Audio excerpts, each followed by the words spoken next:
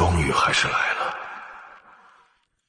是站在人生尽头，对即将到来的命运最平静的确认。别废话，老板让我来送你一程。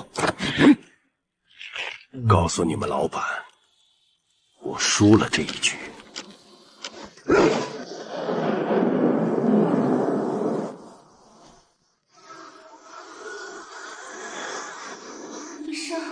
医生，这是哪里？竟然重生到了1987年。这一世，我一定要护家人周全。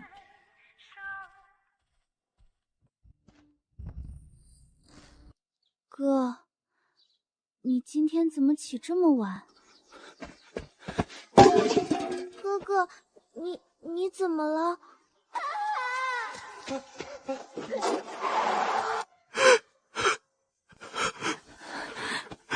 倩倩，这一世一切重来。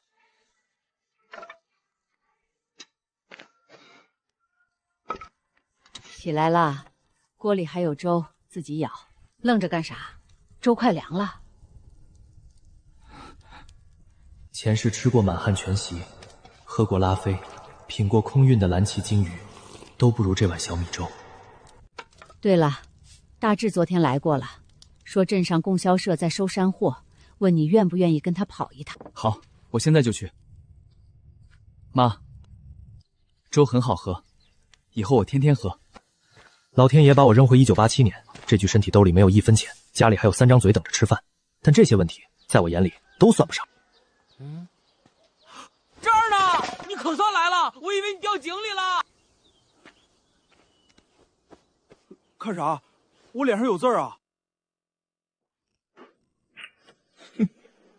供销社那老头贼精，咱们的山货他压价压了3成，我说我不卖，他说这方圆10里就他一家收购站，我不卖他卖给谁？他还说那就不卖给他。不卖，那咱的山货烂手里啊！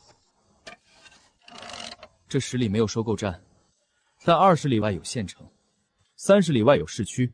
谁规定山货只能卖给供销社？谁规定咱们只能在这一棵树上吊死？这还是我认识的那个冯义胜吗？以前遇到这种事儿，早骂娘了。那咱去哪儿卖？去能卖钱的地方。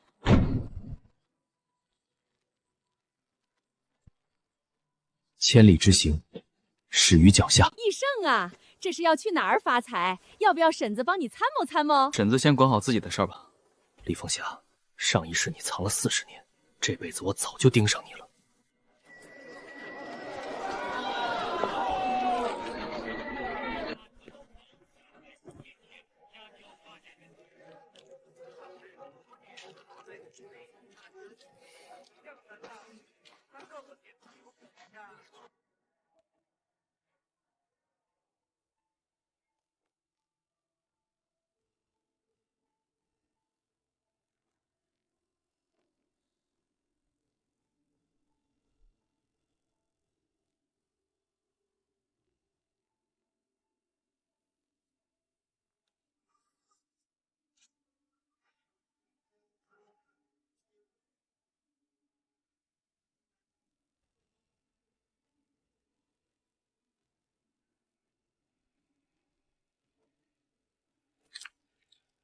前世，妹妹被拐，我找了她20年，最后只找到一份泛黄的结案报告。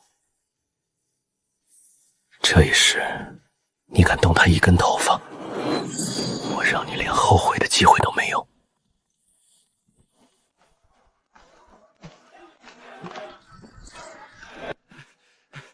打听到了，那人叫赖安，是赖恩龙的堂弟，在镇西头开了个废品收购站。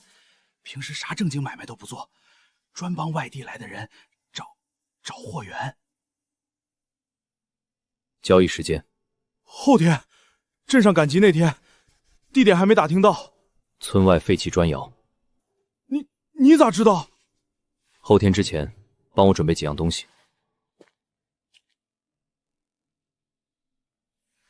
前世我被人从楼顶扔下去的时候，连选择怎么死的权利都没有。这一世，恶人必须受到应有的惩罚。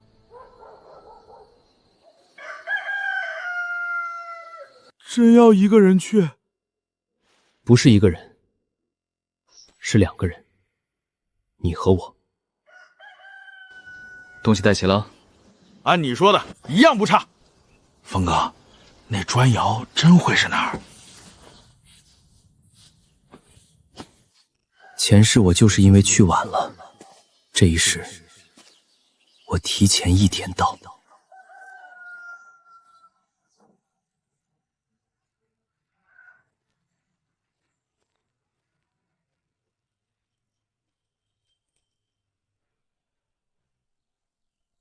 峰哥，我昨晚1宿没睡，想了很久，还是想不通，你咋就能肯定是李凤霞？她虽然嘴碎了点，爱占小便宜了点，但拐孩子这种事儿，她真敢干。你还记得去年村东头王老三家的狗吗？记得啊，那狗可凶了，见人就咬，后来不知道怎么就不见了。李凤霞卖掉的，卖了30块钱，卖给镇上的狗肉馆，一条狗她都能惦记3个月。你觉得冯倩她惦记了多久？前世我在案卷里看过3张照片，一张是砖窑全景，一张是窑内现场，最后一张是冯倩被带走前留下的那只鞋。峰哥，咱现在干啥？勘察地形，这条是回村的路，这条是往镇上的，这条是进后山的。如果赖安带人过来，只可能走镇上这条。交易如果在这里进行，他们的退路只有2条，镇上那条和窑后面那条水沟。水沟也算路？狗急跳墙的时候，水沟就是路。我在这儿，你在这儿。看到我举左手，就堵水沟；看到我举右手，就抄后路；看到我2只手都举起来，你就跑，跑回村。我不跑，你让我跑我也不跑，要跑咱俩一块儿跑。行，那就别让咱俩有跑的机会。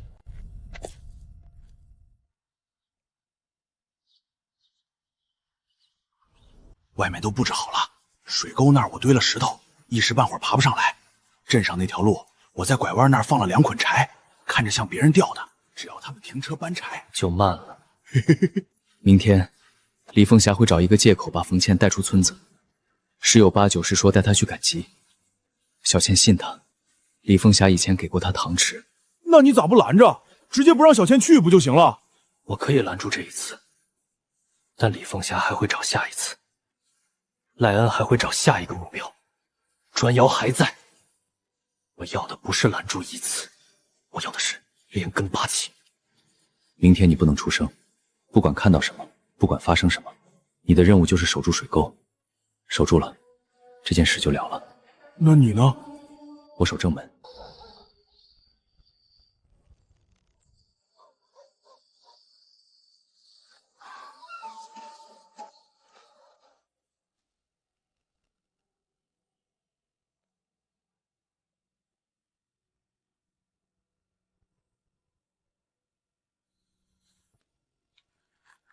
明儿个中午，你把人带过来，剩下的不用你管。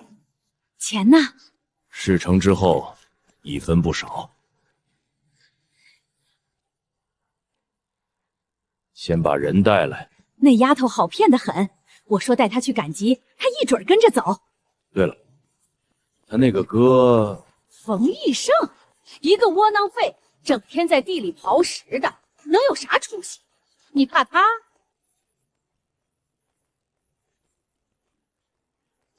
冯义胜，哼，一个连自己都养活不了的废物，能有啥本事？明天一过，你妹妹就给婶子换钱了。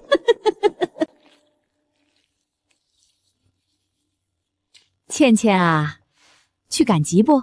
婶子带你去。镇上新来了一个货郎，卖红头绳的，什么颜色都有。婶子给你买2根。我哥说今天谁叫我都不能出门。你哥是怕你跟别人走，婶子又不是别人，婶子不是给你吃了多少回糖了？你哥要是问起来，就说婶子带你去赶集，他还敢拦着婶子不成？走吧，婶子给你买糖葫芦，买2根。上车。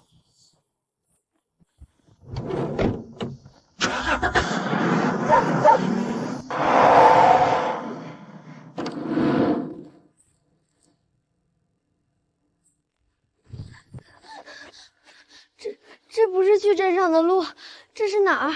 别闹，再闹把你扔窑里！我要回家，我要找我哥。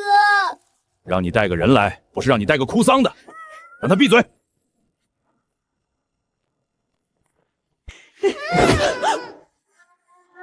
动我妹妹的人还没生出来。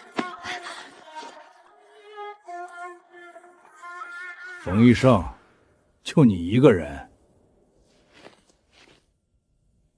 你一个种地的，跟我装什么大尾巴狼？让开！这丫头值2000块钱，够你全家吃3年。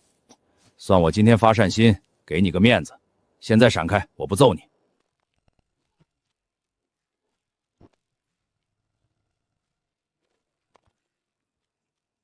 你刚才说的2000块钱，够我全家吃3年。我妹妹在我眼里，值你和你背后那个人的命。你想想够不够？冯医生，你听我说，我跟你妈还一起做过针线，我是你婶子，你小时候我还抱过你。你抱过我？那你刚才抱我妹妹的时候，心里想的是多少钱1斤？搁在这儿。哭吧，哭完就没事了，以后谁也不能动你。冯哥，我听这边没事了，你都解决了。把绳子拿来。你不能绑我，你凭啥绑我？我要告你！你这是告我！待会儿去派出所的路上，你可以组织一下语言，顺便跟陈队解释一下你篮子里那几颗糖是怎么回事，里面包的什么，你比我清楚。你知不知道？赖恩龙，我知道。若是你还有机会见到他的话，告诉你哥，我叫冯义胜，让他记住这个名字。走快点，你以为赶集呢？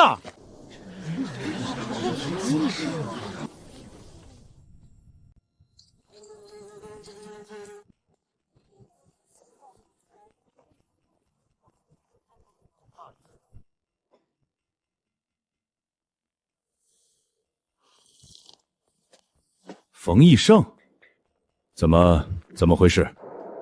拐卖儿童，现行犯。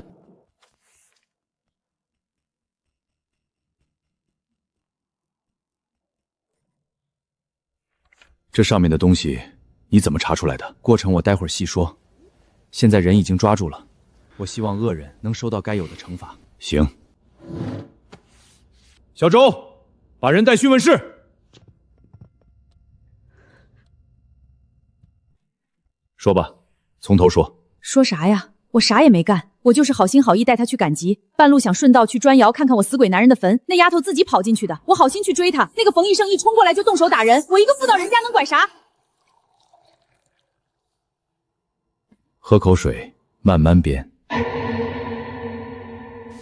你说你是顺道去上坟，你带迷药糖干什么？啥迷药？那就是糖。市局化验室明天上班，是不是迷药明天中午出结果？李凤霞，老同学了，听我一句劝，你现在交代算主动坦白，明天化验结果出来再交代，性质不一样。赖安刚才交代了，他说你是中间人，还说你不是第一次。上一单是去年腊月，也是你牵的线，对吗？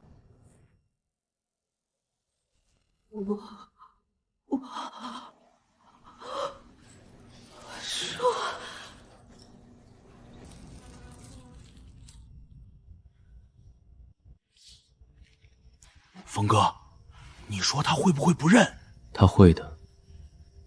为啥？因为他贪的人分不清什么时候该停下来。他是老手，他篮子里的糖分了好几种，有的只放了1点药，吃了犯困；有的放得多，吃了直接睡过去。他不是第一次干。李凤霞招了，不止你妹妹这一桩，去年冬天还有一起，也是他牵的线，孩子卖到邻省了。赖安说想见你，但我知道他要说什么。他们的犯罪行为已经暴露无遗，这个案子我们一定会查个水落石出。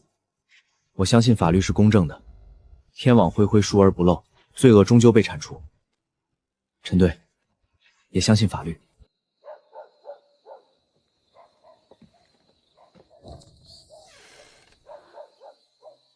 倩倩已经睡了，饭我放灶上温一下，你吃2口。妈，小胜，你长大了，今天倩倩多亏了你，快吃饭吧。冯义胜，你给我等着！还没睡？妈，问你个事儿，你说，大姐失踪那天穿了什么衣服？我问的是失踪那天，不是后来你到处打听的时候，是那天早上，她出门之前。你怎么忽然问这个？因为我想起来了。冯芳，女，失踪时年24岁，身高1.62米，左眉尾有一粒翕指。失踪当日穿蓝底白花的确良衬衫、灰色长裤、黑色方口布鞋，经过砖窑门口时被强行拖上车。蓝底白花的确蓝衬衫，他只穿过一次，是借的。是借的。你大伯家的二丫过年时买布做的，舍不得穿。你姐那天要去镇上卖鸡蛋，想穿得体点，就借了一天。后来你大伯娘来要衣服的时候还哭了，说衣服没还回来不要紧，人得回来。她去哪儿了？砖窑，他听人说砖窑后面那片地要包给外地人种果树，他想去找那个外地老板说工作。他一个女娃娃子，家里没钱供他上学，他就想自己挣点钱，给你和倩倩交学费。谁告诉他砖窑那边有活？李凤霞。是他？是他。他当时跟你姐说，赖老板在砖窑那边招人，1个月80块工资，包吃住。你姐兴冲冲的跟我说了一晚上，第二天天不亮就走了。李凤霞今天下午已经被我送进派出所了，她已经招了，她帮着拐人，而且不止倩倩一个。我姐的事我会查到底，你不用再在院门口等了，她不会自己走回来的，但我会把她带回来。前世我一直以为她是跟人私奔了，村里人都这么说，说的有鼻子有眼，我也信了。直到很多年之后，直到那夜传真把她烧成灰，我才知道那不是私奔，是我这辈子最亲的人被拐走又被囚禁，而我浑然不知。你来了，昨晚没睡。李凤霞交代了另一件事。什么事？3年前，砖窑，冯芳。你确定？李凤霞昨晚说她签过不止一单，去年冬天一单，今天一单，中间还有。3年前，她对冯芳说的那套说辞和对冯倩说的是一模一样，带她去赶集，给她介绍好工作。过了追诉期没有？跟我来。找到了，暂不移交刑侦，谁批的？当时报案材料递交上来之后，办案经费不足，又连着出了好几桩案子，人手全部调过去了，后来就搁置了。赖恩龙社会关系比较复杂，当时好几个证人都不敢说话。现在这个案子归谁管？我管。下一步你打算怎么办？赖恩龙，有证据吗？你会有的，我也会有的。前世，我用20年时间学会了怎么用金融杠杆撬动100倍利润，怎么在别人恐惧时贪婪，怎么在别人贪婪时恐惧。这辈子，大姐也要找，坏人要全部送进去，钱也要赚。那些摊位不是摊位，是市场占有率，是客单价，是复购率，是毛利率。那些吆喝声不是噪音，是广告，是销售话术，是品牌定位。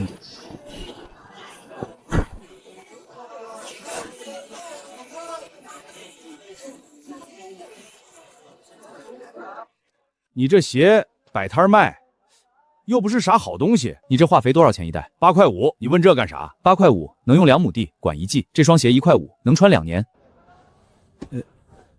1块2，能卖不？1块5，不二价。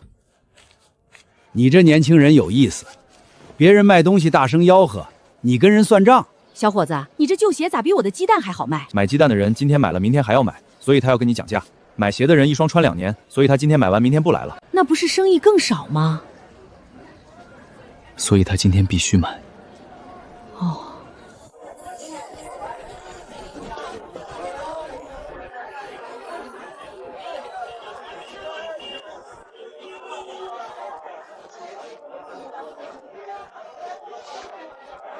买不买？不买别摸脏了。不买。产地是服饰晋州，进价最多6块，他卖12，中间6块钱的利润等于4双解放鞋。兄弟，你这车跑一趟晋州要多久？得1天1夜，路不好走，有一段在修。运费怎么算？看货。你要拉什么？我要拉鞋。行，后天天亮还在这儿碰头。我叫冯医生。你就5块多钱，够干啥的？5毛、1块、1块5，好多钱哥，这是咱家买米的钱吗？不是。那买菜的？不是，这是种子的钱。我的第1双鞋只卖了1块5，但1块5的鞋和100万的生意，底层逻辑一样。找到需要他的人，给他一个不还价的理由，让他觉得值这个价。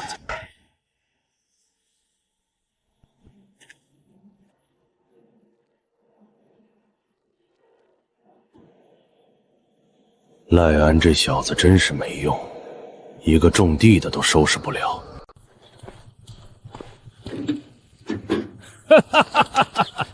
真来了，我还以为你小子反悔了。路上一共多久？去1天1夜，回来1天1夜，装货的时间算上，拢共3天。你家里人知道不？我留了纸条，放心吧。条子上写的啥？去挣钱，3天后回来。你是去晋州进货，进啥？鞋，运动鞋。你有多少本钱？4块2。4块2进啥鞋？晋州的运动鞋出厂价1双也要5、6，你连1双都进不起。你画这个干啥？摸清楚一条线，以后这条线要跑很多次，不能光认路，还要知道哪里能省油，哪里有加水站，哪里容易被拦车，每一趟能省多少时间、多少运费，都要算清楚。到了，这条街全是鞋厂，你自己找吧。我在这儿睡一觉，你办完事回来找我。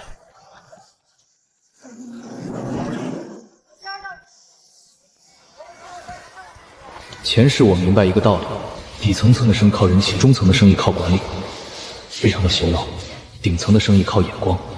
我现在身在最底层，但看鞋的眼光，我在顶层。进货，看看。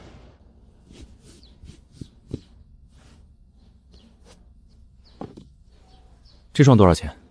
批发5块5，10双起批。我要包膜加固板，鞋底加一圈橡胶垫片，我不需要设计开模，就用你们现有的底边加裁一道，鞋舌海绵加厚2毫米。这不是一个外地来的小商贩，小商贩不会知道鞋舌填充加厚层数这种术语，甚至很多鞋贩做了好几年也不会在意。这一批我先拿5双，加这个改动，我每双多付1块钱。多付1块钱，不是白给的，我要你记住这个改动。如果下次我来订1000双，你的模具不用重开，工人不用重新培训，工期能压缩半个月。这1块钱买的不是鞋，买的是你未来的效率。我要5双，先付1双的钱，剩下4双我3天后带着全款来取。你叫什么？我叫冯一胜，以后你会经常听到这个名字。走吧，回家。你到底进了多少双？4双。4双鞋你跑1天1夜？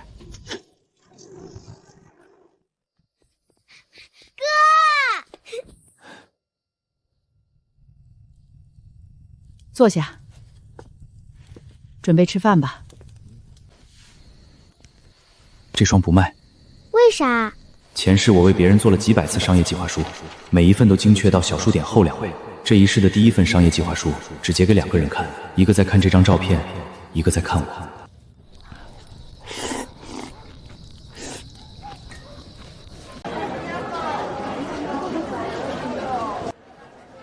这鞋多少钱？8块。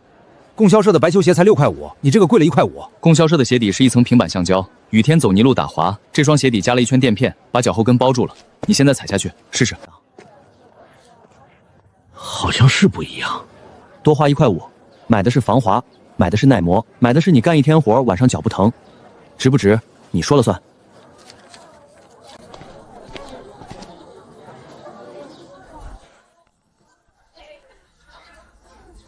你这鞋从哪儿进的？晋州，供销社也在晋州进货。你的进价不可能比我低，卖8块你赚什么？我没说进价低，我说值8块。光我们这个镇1年运动鞋的销量撑死了200双，你光靠一个街边摊干不出什么名堂。所以我不光靠这个镇，镇上的市场你熟，我不跟你争。县城没有供销社运动鞋专柜，县1中、县2中、县体校，学生上体育课都得穿布鞋。这一圈垫片是专为运动设计的。我卖鞋卖了20年。你是第一个跟我聊卖给谁的。冯哥，听说你的鞋卖脱销了，村里都传遍了，说你在集上卖鞋，跟人讲话一套一套的，比镇上那些老商贩还厉害。24块，不是脱销。24块还不多，你才摆了1天。大致我算风给你听，一双鞋出厂6块5，摊位费不要挣钱，咱将来蹲面要钱，扣掉所有成本，每双净利润不到1块钱，一天卖4双，赚3块8，一个月天天摆摊赚114块。在村里算高收入，在县城不够租一间门面，所以我不是来摆摊的。不是来摆摊的，那你是来干啥的？摆摊是试水啊，试的不是这双鞋能卖多少钱，是买了这双鞋的人是谁，他为什么买。1、2、3，哥，咱家是不是要有钱了？还差得远。那有钱了能干啥？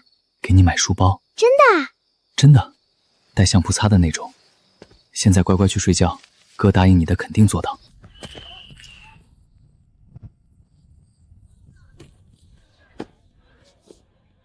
我们学校一年体育课损耗上百双布鞋，你这鞋的底要是耐磨，我可以向学校建议订一批。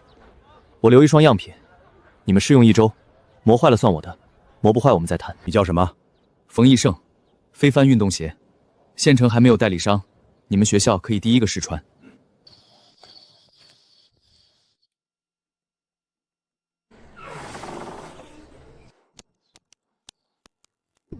那个等了我10季木棉花开的女孩，她的花谢了。这一世是你，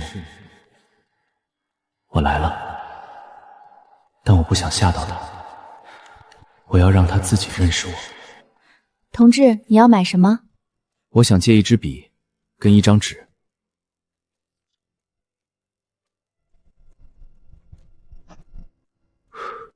我叫冯一胜，以后你会有机会认识我的。老天爷给了我第2次机会，这一次我不会再说，也不会让任何人说。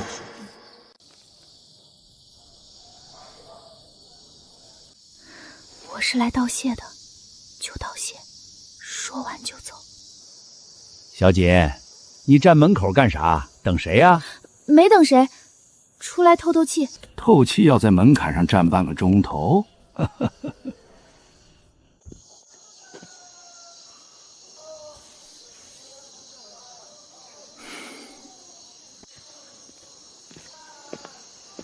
等久了，我也是刚到。走走吧，供销社门口太晒。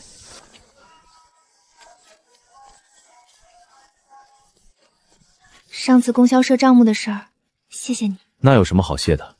供销社里没有人站出来替你作证的时候，你没有甩手不干。账不是你的，责任也不是你的，最终还是你帮了自己。你怎么知道没人给我作证？猜的。你知道不？你刚才说话的样子，跟我在供销社门口看到的完全是2个人。第一次看你跟人解释鞋底垫片的时候，像我们主任开会，一套一套的。刚才递棉花糖的时候，像第一次赶集的小孩，手不知道该往哪儿放。那到底是像主任还是像小孩？黄医生，上次的假账我算了很久都没算明白，后来你写的纸条帮了我大忙。后来内部通报那个会计扣了3个月工资，调离了财务岗，我也帮你一回。供销社的业务科在找有供货能力的个体户合作，你的鞋要进正规区也帮你递材料，但我不能保证主任有时间看，他很忙。那就算扯平了。你帮我一回，我请你1顿饭。1顿饭就行。那就2顿。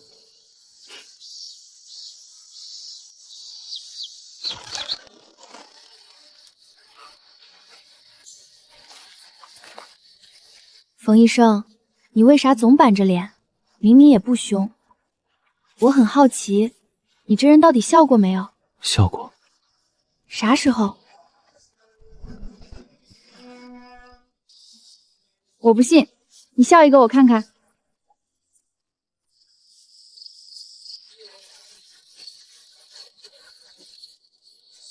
我到了。你说以后有的是机会请吃饭，那就别说话不算数。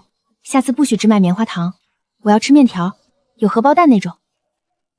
好。冯医生，你虽然不凶，但也不用老憋着，遇到难处就说。我虽然打架不行，但算账还行。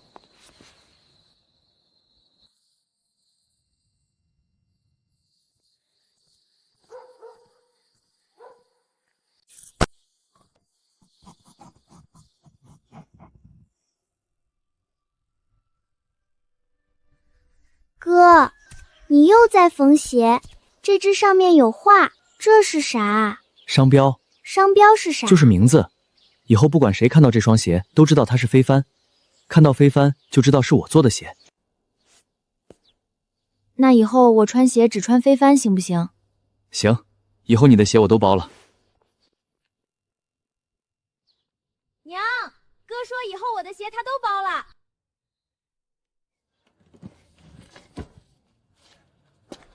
你上回说的那个加垫片的鞋，我们主任看了样品，说鞋底确实比普通款耐磨，但加1块多钱的改动费，他觉得贵。你看看我这摊儿，白陪鞋上个月卖了10几双，这个月才卖了3双。镇上工厂走了2个车计，买鞋的人都少了。我找到一个路子，供销社业务科找有供货能力个体户合作，我可以归供供货。业务科的门槛不低，要送样品报价单、日供货量、退换货方案，他们讲究的是稳定。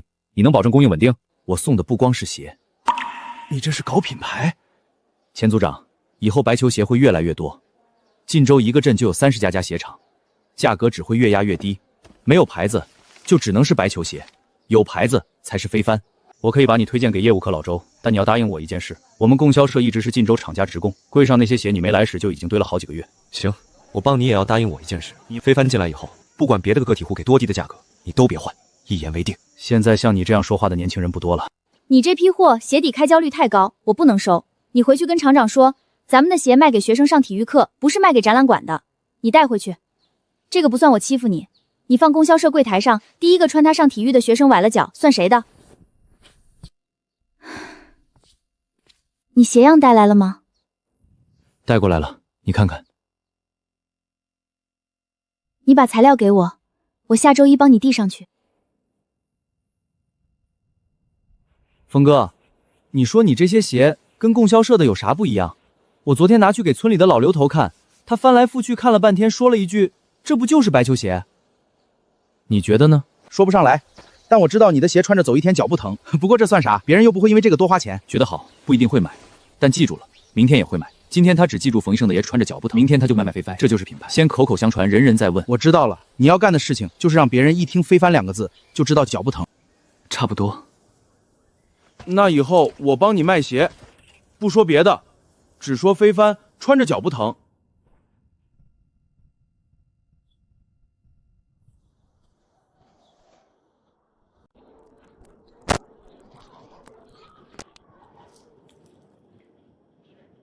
最关键的是，这间铺面没有转让费，月租15，押1付1，30块钱。我现在身上的毛票加起来还剩42块，去掉30，剩12块，购买2天口粮加1趟去晋江的来回车票。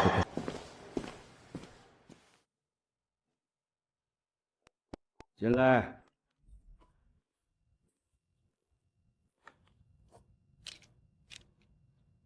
看上哪个铺面了？商业街挨着农资门市部那间。关了3个月的那间铺面挨着农药仓库，潮气重。上一户卖布的把货全捂没了才关门。你1个月准备赔多少？我卖运动鞋，不怕潮，橡胶底，防滑。您是做采购的，鞋底防滑纹您比我懂。你自己做的？自己改的，自己缝的。年轻人搞铺面10个有9个撑不过头3个月。你这双鞋倒是缝得像模像样，月租15，合同1年1签。我不管你卖鞋还是卖布，别把房子点着了就行。想清楚就签字。有一个事，如果以后我要扩大店面，供销社能不能优先把隔壁的农资仓库也转租给我？租1间是试水，租2间才能走量。你还没开业就想着扩张？供销社的运动鞋专柜迟早要扩，我不吃这间店，别人也会吃。与其等别人来抢，不如我自己先抢自己。你先把这间做起来，3个月不倒闭，再谈仓库。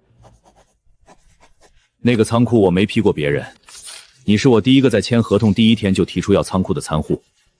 年轻人口气不小，但愿你的鞋比你的口气还结实。您会看到的。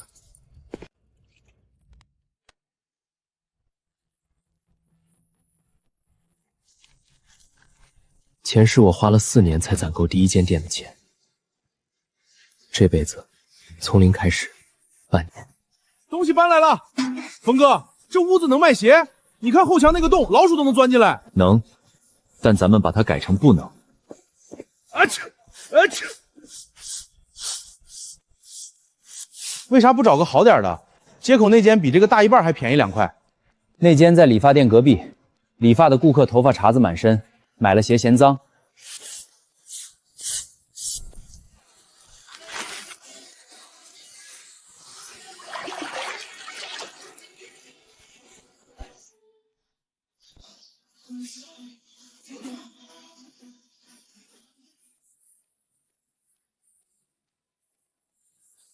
大志，明天你去村口贴几张招贴，写飞帆运动鞋商业街执行店即将开业，纸我已经裁好了，明天一早给你，包在我身上。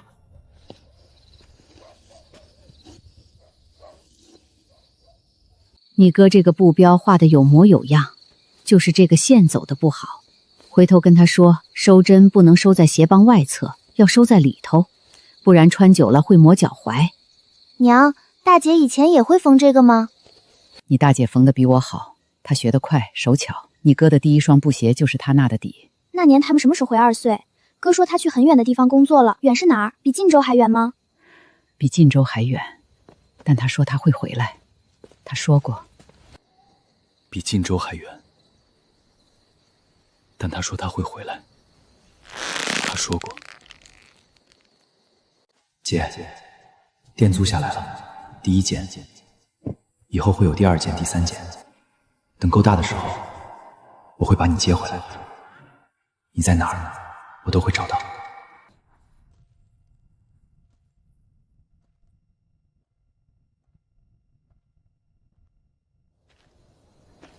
赖安的审讯有新进展，他供出来一条重要信息：3年前你姐姐被带走之后，不是马上送到外省，她在本地被关了半年，具体地点他不肯说，只说他只负责在砖窑接人，后面的事是赖恩龙的人接手了。半年吗？那半年里，他被关在哪儿，谁看着，后来怎么转出去的，这些赖安都不知道。我姐不是那种会服软的人，她会活着的。还有一件事，你的飞帆不是明天要贴招贴，晚上多留个心眼。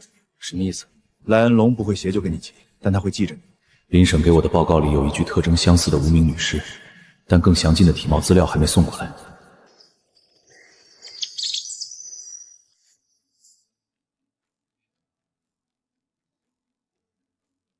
峰哥，招贴都贴好了，村口5张，镇口5张，供销社门口2张，一共12张。你看这字写了可还中？中。开业之前别让人撕了。谁敢？昨晚贴招贴的时候，我看见供销社的猫在屋檐刃上瞪我，我立马瞪回去了。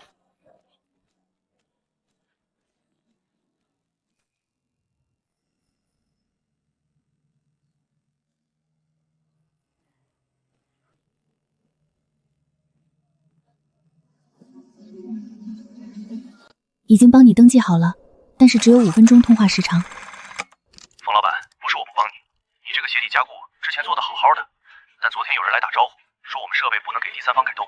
谁打的招呼？是哪家公司？是赖家的人。他们那边有正经生意，但干活的都认得他。定金先不用退，你告诉我那些给你施加压力的人，有没有说他们代表哪家公司？贵公司有一个名赖恩龙。是不是供货出问题？暂时做不了加固鞋底，有人给鞋厂打了招呼，是赖家的，但不是道上那种手段，这是正经生意的压力。我现在缺一个批量不大的新供货商，要肯做改动，不会被几句话吓跑。县城城东有一家橡胶厂，是做轮胎的，但他们有硫化机，能做橡胶底成型。厂长姓吴，是个老师傅，脾气犟，但手艺是真好。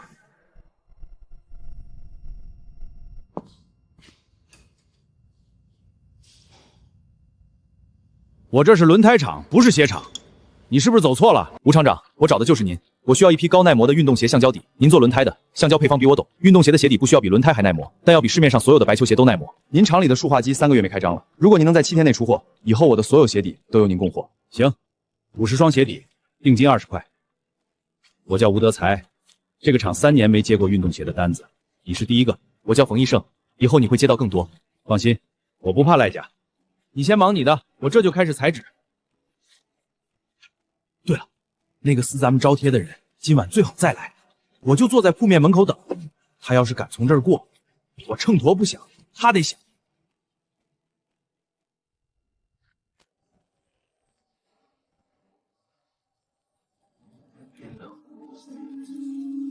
贴的还挺快，也不知道还能快几天。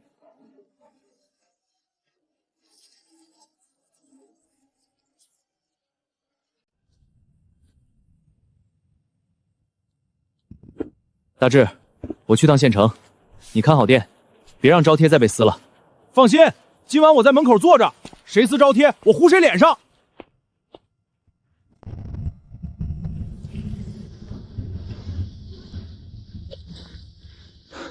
不是让你在里头等？里头闷，出来透透气。走，送你回去。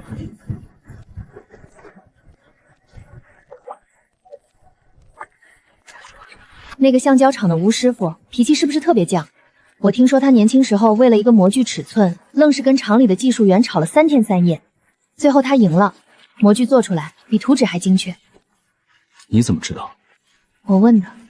他肯接我的单，是因为他的硫化机3个月没开张，6个工人等着吃饭。我不是去谈生意的，我是去帮他开机器。那你帮他开机器，谁帮你？冯医生，你这么拼命到底图什么？图这辈子不后悔。就这个？还图让一些人能回来，让一些人不走。你的解放鞋底都快磨穿了，这是我妈做的鞋垫，本来是我爹的，他穿不了，你垫着。你爹穿不了？他去年冬天瘸了，明天供销社盘库存，我可能一天不在。你样品到了，先放老孙那儿，他是个好人，还有饭先欠着。你自己说的，以后有的是机会。妈，这么晚了还不睡？把湿衣服换了，灶上有热水。你姐以前下雨也爱往外跑，大水那年她一个人去看河堤，我追了3里地，回来鞋没了，光着脚踩在泥上，嘴里哼着小城故事。我不知道她在哪儿，但每次下雨我都在想，她淋着没有？妈，我会找到她，不管多久，不管多远。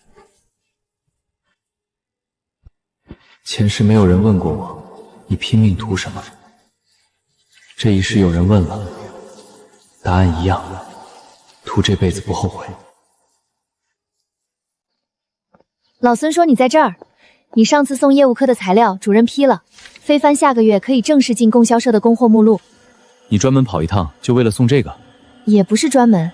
吃过饭了吗？还没有。那走吧。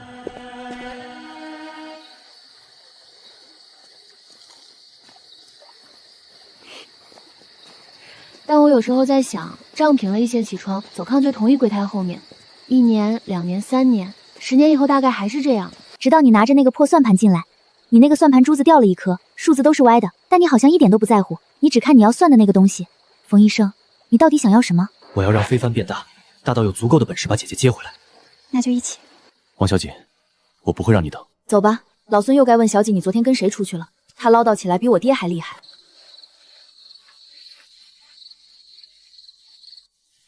林省兄弟单位今天下班前送到的，上回跟你提的那具无名女尸，特征一度跟你姐很接近，最终确认了，不是冯芳。顺带查到了一些别的线索，他们的法医把牙齿和骨细结合之后，顺着旧档案里一个编号找到了一个被忽略的案中案，那具尸首不是冯芳，很可能跟莱恩龙团伙早期另一起人口失踪有关。陈队，谢了。谢什么？回去睡你的觉，明天还有你的鞋厂要跑。你自己看看，我买了才4天，磨成这样，这鞋底还能穿？这不是非凡。你他妈赖账！我媳妇儿排了1上午队买的，她省了3个月工资，你说不是非凡？叔，这鞋不是我做的，但你是在非凡的摊上买的，这笔账我认。先退，鞋在哪儿买的？带我去。我的鞋跟供销社对面那个铺子的鞋是同一个厂出的，便宜1块钱，买不了吃亏，买不了上当。你觉得这个能叫非帆？你凭什么说这不是非帆？你连弧形防滑纹都做不出来。鞋底垫片用的是再生胶，里面掺了碳酸钙，穿3天就翘。真的非帆鞋底用的是天然橡胶加硫化基压制，穿1年都不会翘。还有缝布标用的是蓝墨水染的的确糖碎料，线收在鞋帮内侧。你是用尼龙线缝的，尼龙线不吸汗，穿1个月线头就开。你要不要再比一下？我知道你是谁的人，你回去告诉莱恩龙，他断我的货，冒充我的牌子做假货，这笔账我记着了，还有其他的账慢慢跟他算。这不是，以后大家认清楚，鞋底没有弧形防滑纹的就不是非帆。刘三是赖恩龙的人，他身上背着的可不止这一件事儿。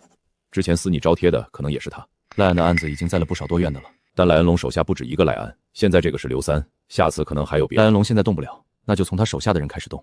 假货这条线，辛苦你立案。逐级上报的旧档比对申请已经批下来了，可以从3年前的失踪人口档案开始系统排查。哦，压力也调了，温度也调了，就是不行。这个弧性比轮胎的弧度大，胶料流动不均匀，压出来就有气泡，不是模具的问题。那是什么问题？配方。你用的是轮胎橡胶的配方，含胶量高，流动性差，鞋底比轮胎薄，胶料流不到模具边缘。你橡胶也懂厚度。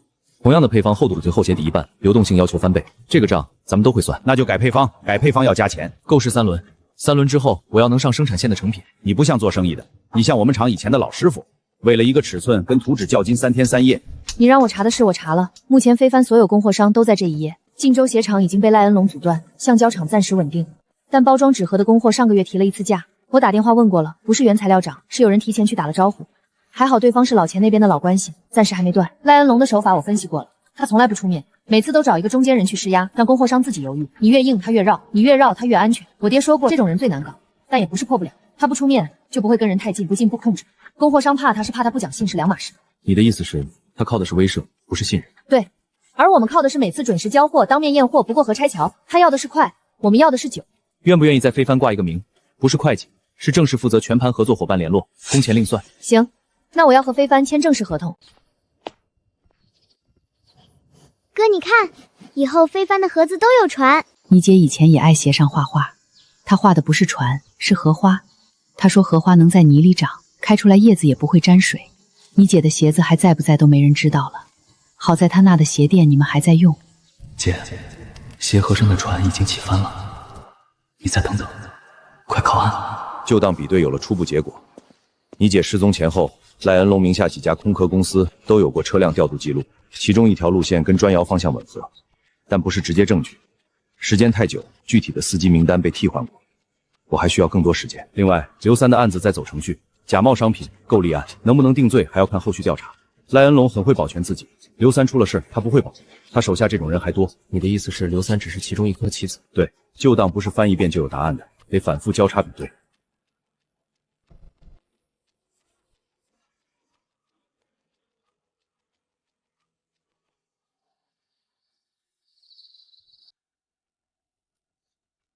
出车人签名栏被涂改过，出车人穿过3年多的时间，看清那个被涂抹掉的笔画。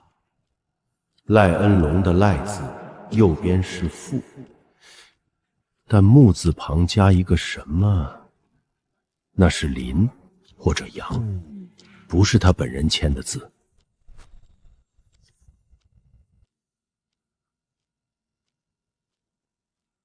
专接缝有了。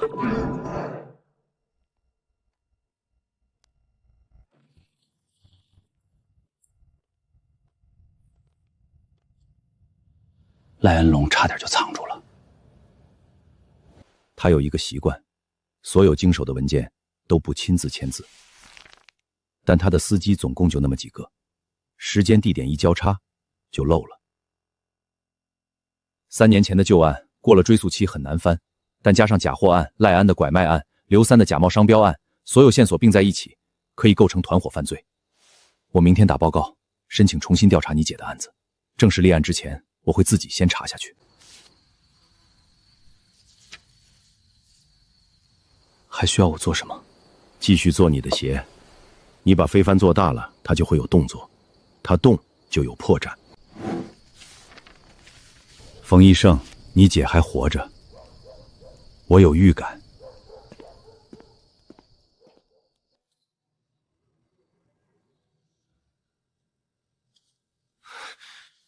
假鞋的事儿，谁让你用那个帆船图案的？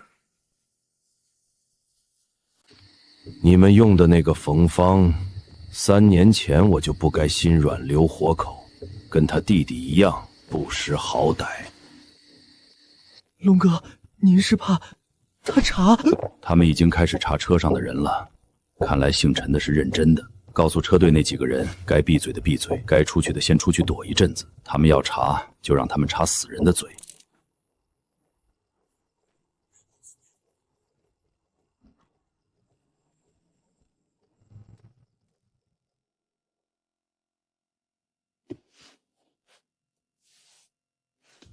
你这个鞋我听说过，供销社老周跟我提过一次，说镇上有个年轻人自己改鞋底缝商标，还跑去晋州进货。他说你那鞋底是让轮胎厂拿着硫化机做的，配方和普通款完全不一样，但你只有镇上的一个铺面，一个月能供多少双？百货商店的货架不是集市的摊子，今天有明天没有，我们不签。目前月产量200双，下个月引进第2批设备，翻1倍。您的百货商店有2个门面，一个在县城中心，一个在车站旁边。车站那个店客流量大，但停留时间短，顾客买了就走，不会在店里试鞋，所以鞋底必须够耐磨。他们回去以后穿过之后自己回来说，车站那个百货商店买的鞋穿了1年底子都没磨，这个口碑比任何广告都管用。拿我今天坐在这里，我的店在商业街，供销社的供货目录上有非帆，县城橡胶厂的生产线上正在压我的鞋底，您可以随时去查去看。行，先签3个月试销合同，每月100双，专供车站路百货商店，售价供销社这那边统一定，8块1双。质量出问题，工期跟不上，鞋底耐磨不达标，随时解约。你那个牌子叫什么来着？飞帆，帆船的帆。我卖鞋卖了15年，你是第一个把鞋底翻过来给我讲的。行，年轻人，我记住你了。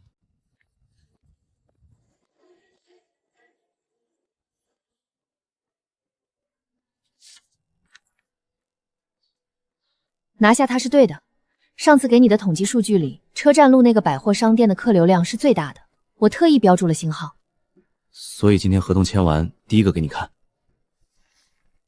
我把县城所有百货商店的运动鞋销售数据都整理了一份，客流量、客单价、进货周期。你下一步如果要进其他商场，可以按轻重缓为来排。需要谈哪家，提前跟我说，我给你调数据。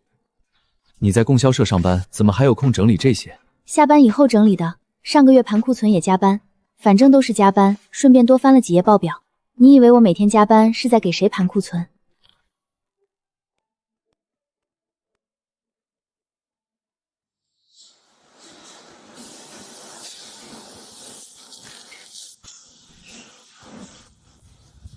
收到合同了。我跟你说，这批鞋底耐磨数据拿去给百货商店看完全没问题。我这模具改的比原厂还严，每一双我都自己验过。我把百货商店的合同给林大志看了，他说他也要一份，他想正式加入飞帆，不管咱们干多大，他都跟着。我年轻时候在轮胎厂跟那批老师是干了10几年，后来厂子改制，我做不动重活就退了。我以为这辈子就熬在废料堆了，结果你来找我做鞋底。现在那个叫大志的年轻人跟我说，他也想把腿绑在飞帆这条船上。你们这种年轻人，我以前没见过。小冯，好好干，你走到哪儿，我的路话旗就压到哪儿。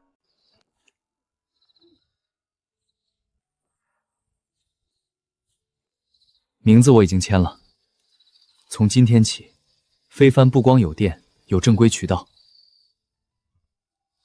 那我也把话说在前头，我这张销售计划要是完不成，我把秤砣吞了。大志哥，你才写5行字就想把鞋卖到全镇5行还少，你哥当年摆摊第一天连一张纸都没写，照样卖出去5双。那是他，你写5赢的字儿，得卖50双才算赢。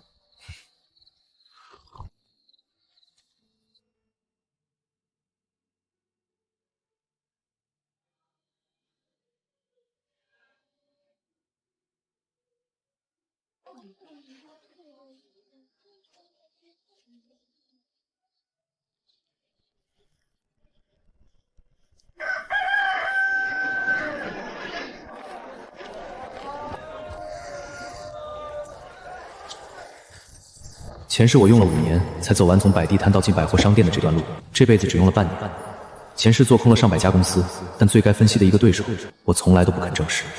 这一世从零开始，我有对手，也有队友。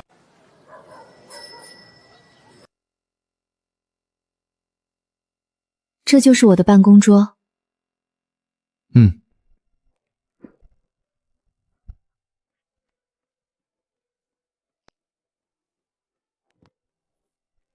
代销点欠款不少，我给每一个超过45天没回款的代销点都排了催缴顺序。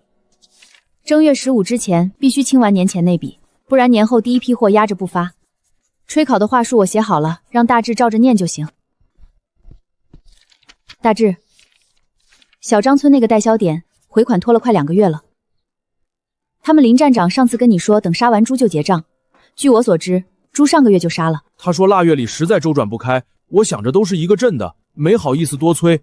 以后你不好意思催的我来催，你只管送货和跑新点。催款的名单我每周更新一次，排在红字那行的，你下次见他们之前先来找我，我告诉你具体拖了多少天，猎杀鸡按多少算。好家伙，连志嘉欣都算得比我学费还清楚。冯哥，你这个财务负责人，以后他管账，我是不是连买江湖都要打报告？江湖不用打报告，但上个月你买江湖花了3毛2，这个月杂货铺江湖没涨价，你买个新刷子就够了，别买整桶，刷子1毛5，省1毛7，记在账本上。冯哥，他连我买江湖花了3毛2都知道，他是财务负责人。行，以后我买啥都先报他。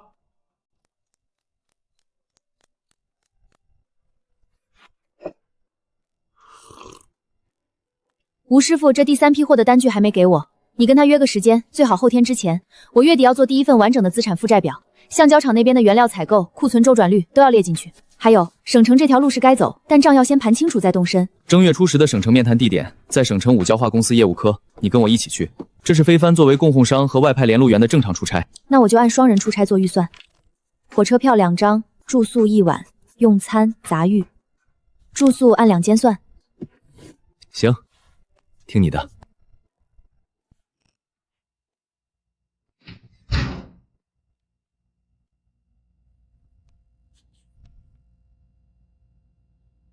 以前我以为你只是个会做鞋的年轻人，现在你连财务制度都让他手写，你比我想的走得远。正月初10去省城，把非帆带上正轨，供销社这边也能沾点光。有什么需要，随时来找我。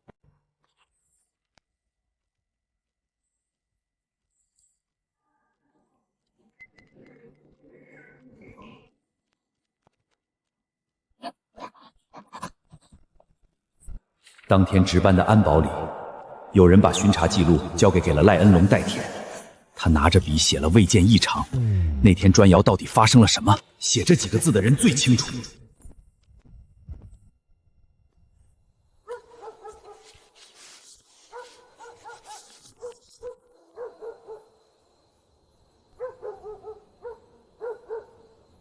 3样东西，第一，1984年3月17日砖窑出事当天，值班记录上写的是砖窑未见异常，但这份记录第2天被人拿去让赖恩龙代填了，但他本身不是安保，没有这个权利代为填写。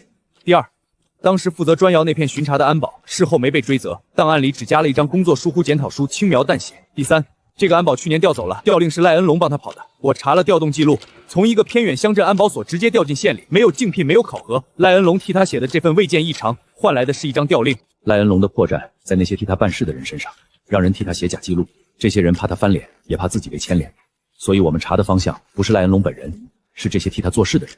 找到最怕的那一个，他就塌了。接下来怎么做？先别惊动他，你明天去省城，把非帆的面谈谈下来。我这边继续查旧档，还有几项没翻完。另外，这枚扣子是从你姐当年被扣过的那批档案袋底部粘着的，不是普通衣物扣，是咱们安保所当年配发的安保扣。当年那一批制服，只有所里内部人员才能领。你是说，当年带走他的人里有穿安保服的？对，但不是他本人，是他打通关系的人。我把当年领这批制服的人全都调了出来，一共20个，接下来一个一个筛选。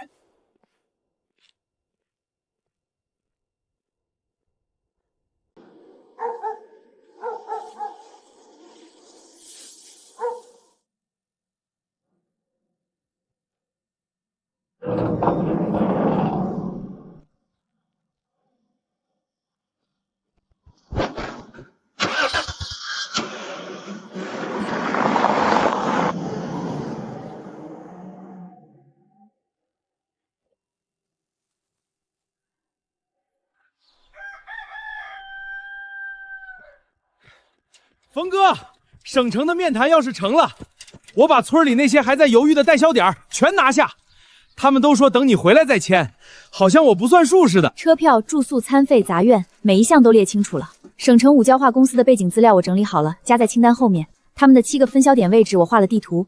到了省城，先去火车站对面的招待所放行李。我查过了，离五胶化公司步行1分钟，1晚上2块钱，比住旅社便宜1半。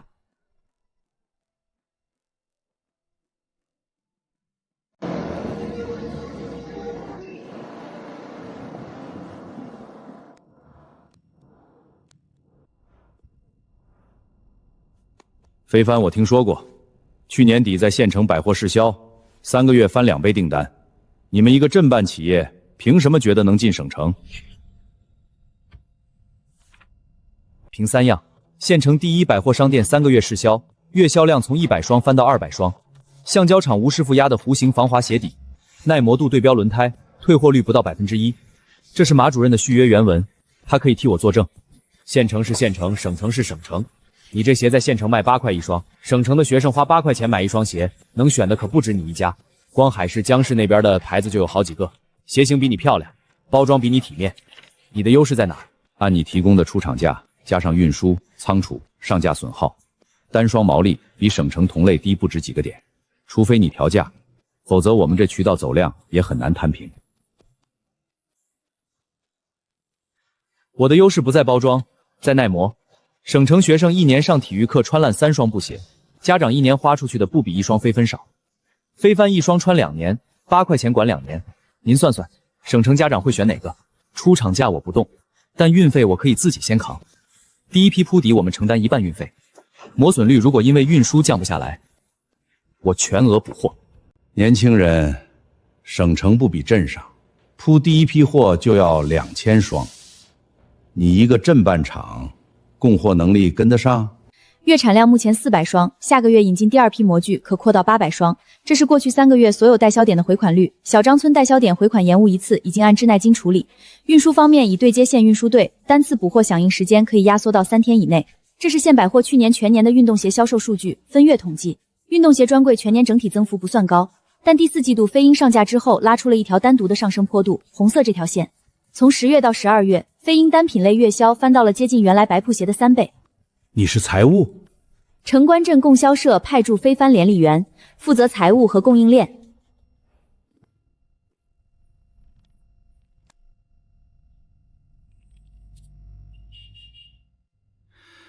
先签意向书，首批铺底1000双，试销3个月，试销期间达到铺货标准，再谈区域代理。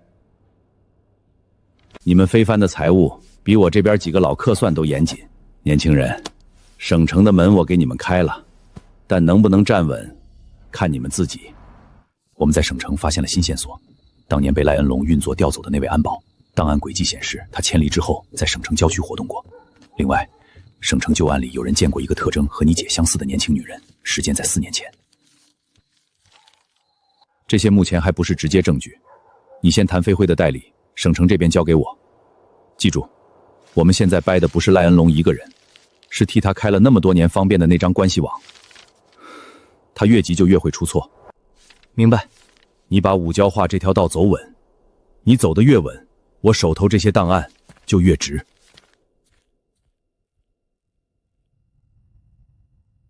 第1个月7个分销点，实际销量超出铺底量3倍。车站路那个分销点，补货当天排了40多个人，省城人抢着买一个县里的鞋。我在五交化干了8年，没见过。五交化领导班子已经批了，下个月起，飞帆在省城全面铺货，不是7个点，是全部30个分销点。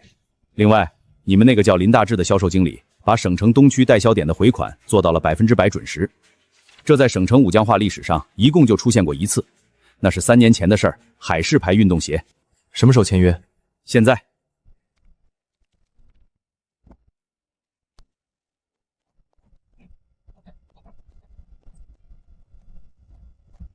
年轻人，飞帆现在是省城的牌子了，加油干！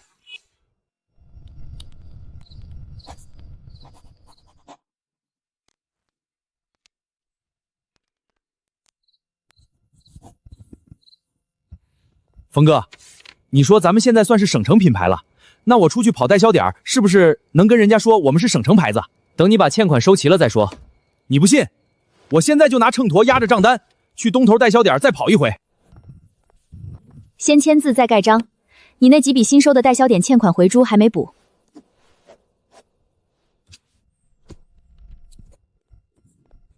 从今天起，飞帆正式改组成厂。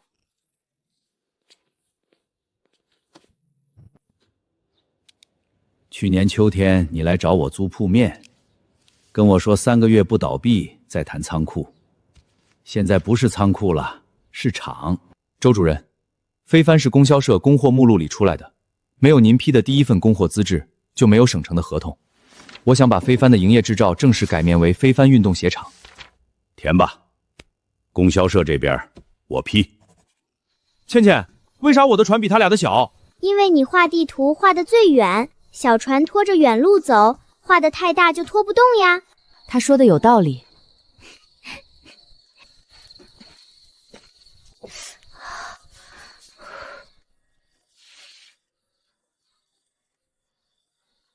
姐，飞帆改组成厂了，省城也有了。现在我的船大了，能抗风了，一定要等我来接你回家。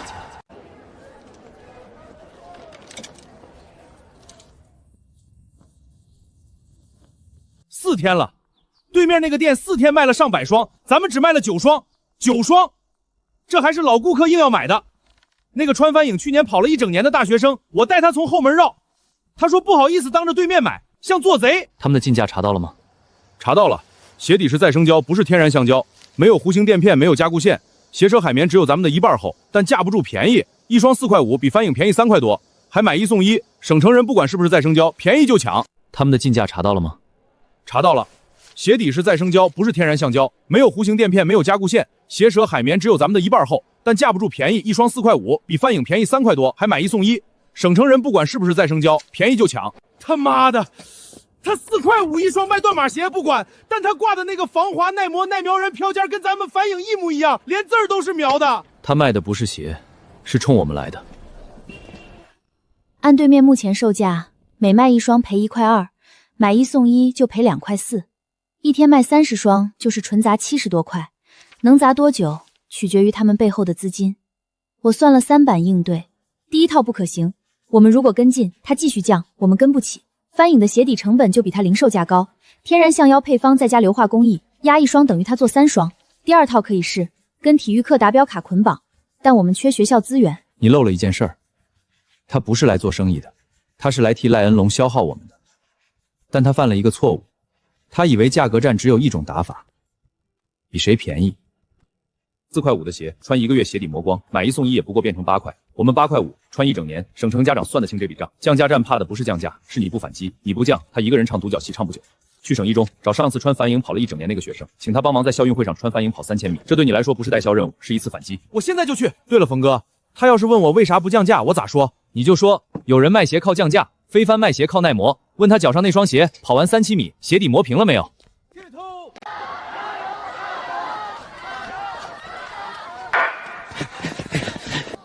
他妈的，那双不是飞帆！你们看，我这双鞋去年买的，穿了1整年，今天跑完3000米，鞋底还是平的，鞋帮子一点没开胶。体育老师说了，下个月去运会，凡是穿帆影的不用带背鞋，摔了他负责。那2双都扔跑道边上了，瞧见没？对面那个鞋店的注册人是赖恩龙的小舅子，店面租金、进货资金全部走到赖恩龙的一家空壳贸易公司。他那批鞋的进货价比你说的4块5还低一截，出厂就是次品。这件事儿他现在不是冲你来的，那是冲谁？冲我，冲旧档案。你打赢商战的底子越厚，他越不能容忍你安心做生意。但你这次没被他牵着鼻子降价，他没捞到便宜。省一中的事你办得很漂亮。陈队，我姐的线索有新进展吗？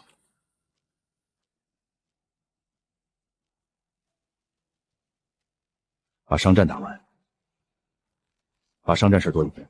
你做的撬开赖恩龙嘴的证就重一点。你猜他会怎么想？他现在最怕的不是我，而是你。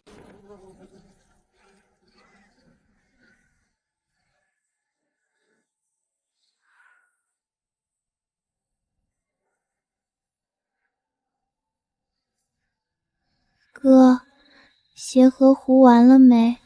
我要在那只大船上画太阳。快了，等你退烧回去，船上不光画太阳，还画星星。大致把省城那边的事儿暂交了，老吴那边模具扩到第3副，今天下午试机一次性成功。他说机器不停，让你安心在这边守着。钱组长也托人带了话，折扣展柜的事儿他先帮你顶3天。老吴的第3批料排产单你帮我压1晚，明早我回去再签。已经替你签了，按你上次定的硫化系数。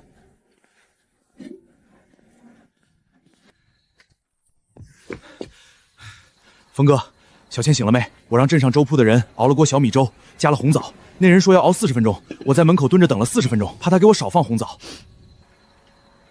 峰哥，老吴，王财务，这杯我敬你们。我今天把全省最后一个代销要点跑完了，41个点全签了飞帆。大志，去年秋天你跟我说以后卖鞋只卖飞帆，别的牌子不碰。当时飞帆只有3双鞋，商标是我自己缝的，鞋底垫片是他手工裁的。现在41个代销点，从村口小卖部到省城百货商店，全挂飞帆的牌子。你那双解放鞋底磨穿了多少双我没数，你自己数过没有？穿烂了多少双记不清了，但第一双磨穿的是在你的铺面门口，鞋底磨了个大洞。回家我让我张挑说，你给你冯哥干啥活能把鞋底磨透？我说贴招贴跑的。你娘后来不是给你纳了新鞋垫，你到现在还垫着。上次小张村那个泥坑，你脚滑进去，鞋垫飘起来，你捞出来在太阳底下晾了一下午。那是我娘纳的，这你都知道？大志，非凡现在41个代销点，明年我要翻1倍，不是41个，是100个，你敢不敢接？100个算啥？你要把非凡卖到外省去，我林大志第一个去外省跑代销点，跑断腿也是我自己选的。不过外省的代销点我也不知道怎么跑，那边的路跟本省不一样，得先画新地图。外省的地图我已经画好了，第一批7个城市，每个城市的车站、学校、供销社位置都标了，你按表跑就行。每到一个地方先去百货站，我联系过那边的业务科，听说非凡在省城排第2，有3家愿意先赊销试水。不过先别急，还是老规矩，到了新城市先去百货站看他们库存，回来再找我说账。我跟你说，老吴，第一个城市那批鞋的模具要加2。今天9月了，你姐如果在，这2双鞋垫早该纳好了。她纳的比我齐点，当年你爹的鞋垫全是她捏的。你爹说大丫头手巧，纳的针脚像缝纫机。后来你爹走了，他就把顶针套在自己手上。从那以后，每年给家里人纳把鞋垫，1双都没断过。他走那年还剩2双没纳完。妈，陈队最近查到一条运输记录，4年前的，往外省去的，上面标了特征。我接下来要把非凡的货铺到外省，陈队也在和当地核对，有进展他会来告诉我们。外面那些事儿我不懂，陈队现在帮忙调查，小锦帮你做账，大志帮你铺货，我一个妇道人家帮不上，但家里的饭你记得回来吃。你姐的顶针我留了4年多，再过多久你带回来，家里都能等她。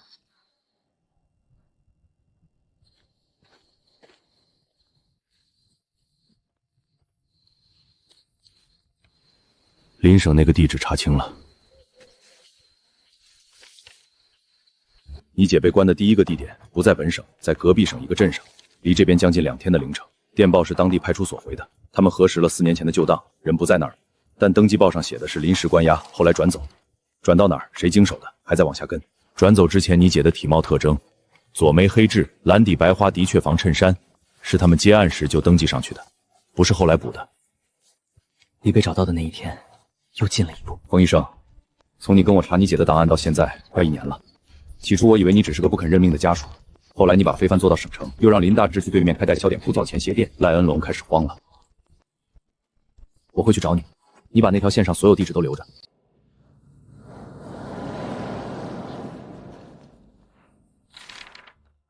冯哥，省城那边3个分销点同一天解约，都说资金周转不开，可他们上个月回款还排在前10，这不对劲儿。不光是省城，银行今天发了催款函，月底前必须结清贷款利息，否则冻结非烟账户。有人同时举报非凡偷税漏税，税务局下周来查账。偷税，咱们每一笔账都清清楚楚。不是为了查出问题，是为了拖时间。查账期间拿不到钱就断货，分销点拿不到货就解约，一环扣一环。背后运作这个的人不像是为了盈利。这次跟上次对面那个赔钱鞋店不一样，上次他砸钱，这次他收网。过去30天，7个分销点先后收到匿名信，内容一样，非因资金链要断裂。银行信贷员的电话我打了3遍，他只说上面打了招呼。税务局的检查通知今天刚到，时间是下周1，比正常流程的省外扩张快了至少分半日。税务局来查账，你把去年到销贷凭证按一笔对应分单据，对应要查多余账，每一档的1分的就盯得起查。资金冻结最多1个月，已经解约的代销户籍得由我亲自补，正在动摇的，大致你带上最近3个月的对账单和非凡以前的供货合同，挨家挨户去谈。律师函我来回。我查了最近3个月所有跟我们解约的分销点，每一家解约前都收到过同样的匿名信，说非凡偷税漏税，资金链要断，信上的措辞一模一样。这些信的信封我核对了，都是牛皮纸，都是同一个邮天。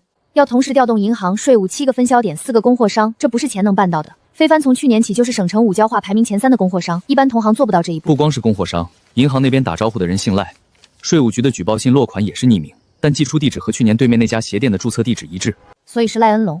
银行信贷员今天下午松口了一点，是赵经理帮了忙。省城那边他还不知道我们被查账，但他说非凡在省城的信誉推他信得去。他从手里确认的是税局先动的手，缺口测算，如果月底前税务局把账户解封，老吴那边的3副模具可以不停。大致最近正在谈的几个新代销点也还能赶在铺货季前补齐，但缺口需要填。最上面那行是在观望，还没正式解约的，这些人我亲自去跑。那个外省地址往下追的第3层转押记录刚刚核实了。转押终点是一个过去从来没人查过的废弃农场。4年前你姐被关的第一个地点登完之后，先后转押过2站，都挂在赖恩龙的空客公司名下。这次连仓库登记的人和货车调度都能对上。冯芳还活着，至少转押是活着。你赢了证据，现在剩最后一层，走。今晚不去，那个农场外面有人在盯。等我们凑足搜查手续，2天，2天后他收网，我们收他。你先把非凡被锁的3条线稳住。2天后，我拿着搜查令来找你。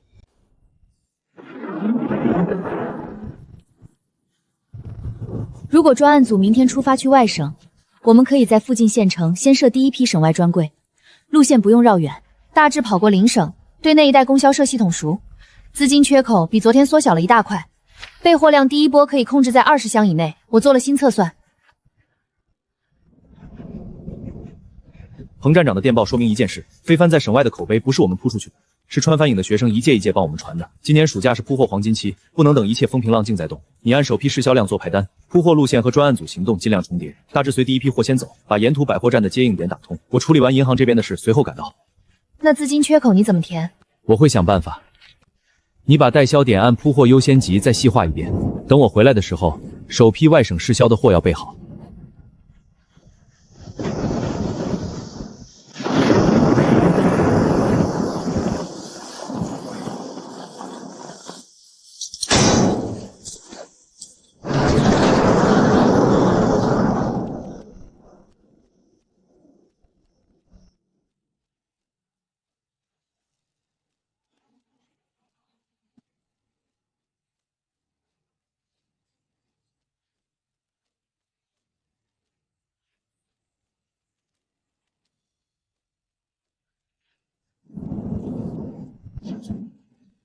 立刻封锁所有出省通道。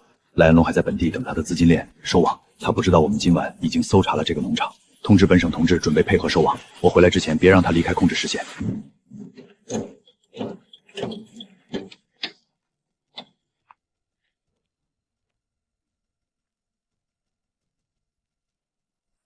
哥，你明天就走？最早那批鞋盒已经寄到2省之外了。姐，外省的第一船货快发了，陈队已经找到了你穿过的衬衫，你再等一等，我快到了。陈队，附近村子有一个放羊的老大爷说，4天前看见一辆面包车从这个仓库后面开出去，车后窗挡着深色布帘，往南边山区方向去了。他还说，以前每隔几个月就有人半夜开这种车过来，轮换看守。上个月开始频繁了很多，去年每隔2、3个月才来一趟。当地安保所查了，南边那个镇上有几家登记地址可疑的出租屋，4个方向都设卡。南边山区那片所有出租屋和废弃厂房挨个排查。从现在起，拉网式推进。峰哥，邻省那7个分销点我都联系妥了，最近的先铺货同步进行，首批试销鞋跟我一块出发。等你到了，我差不多已经跑通了。你先安心去接大姐。咱们的鞋跟着就行。峰哥，外省路远，3轮你别开太快，一路注意安全。先把首批试销点的鞋交到每个站长手里，我那边有消息，第一时间让你知道。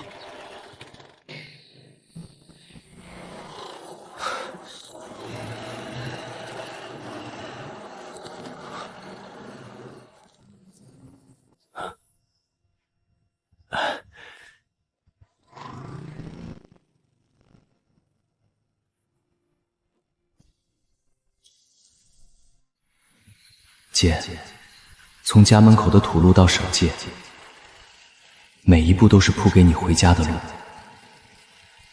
回家的路，我来接你了。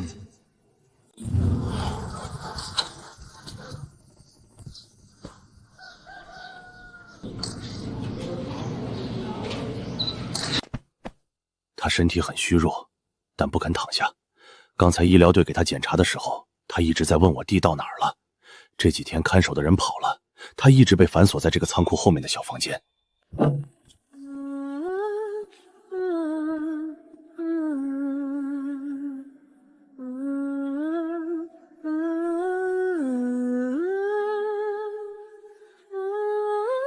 长高了，也比以前黑了。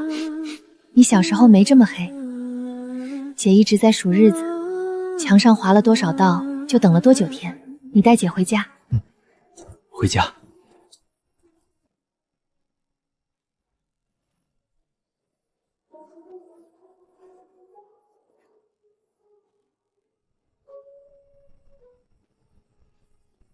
这边收尾我来，你先送他回去。陈队，这趟路谢谢你。赶紧走吧，家里人等你们。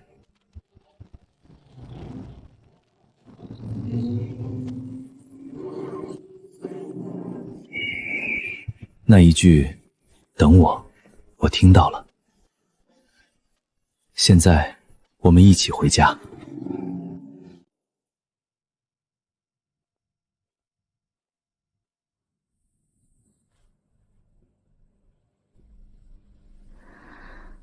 医生，姐，回家了。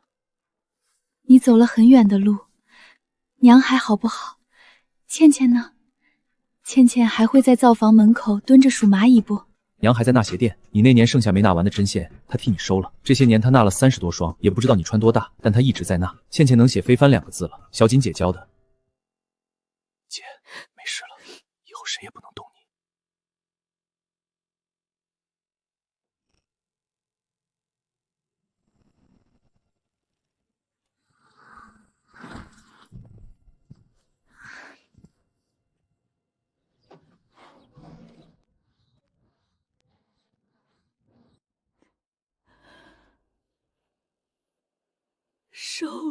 瘦了这么多。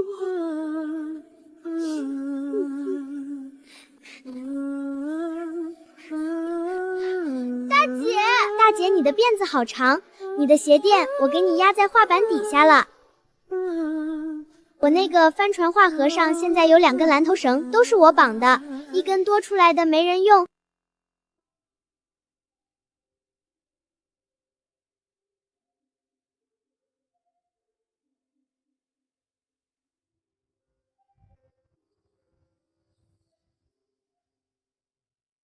小城故事多，充满喜和乐。若是你到小城来，收获特别多。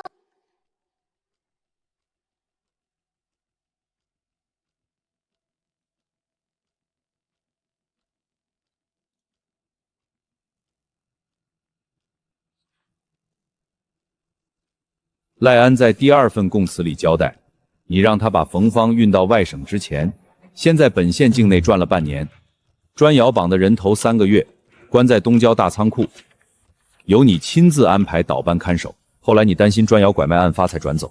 4年里，你名下7家空壳公司，有3家专门用来支付看押人员的工存和转运旅费，这些公司的往来账目跟你亲笔签字的报销单全部对得上。你手底下那几个马仔，从刘三到看守农场的倒班人，一个不落全交代了。陈队，你说的这些我都认，但你查了我这么久，查清楚我为什么留他4年了吗？冯芳被绑之前，在东郊大仓库后面的荒地发现了一处旧河道的碎石层，那下面埋着煤矿。他看见了装点标记，还在地图上自己画过一张矿脉走向。那张图如果在他手上，我开采的那些煤就全是非法盗采。我找人问过他多少次，只要他说出图在哪儿就放他走。4年，他一个字都不吐。所以你留着他，是因为怕他出去举报你窃采？怕。他弟弟把非帆从一张破布标做到省城的时候，怕过我没有？你们安保所翻旧档，翻到我签过字的每一页纸的时候，怕过我没有？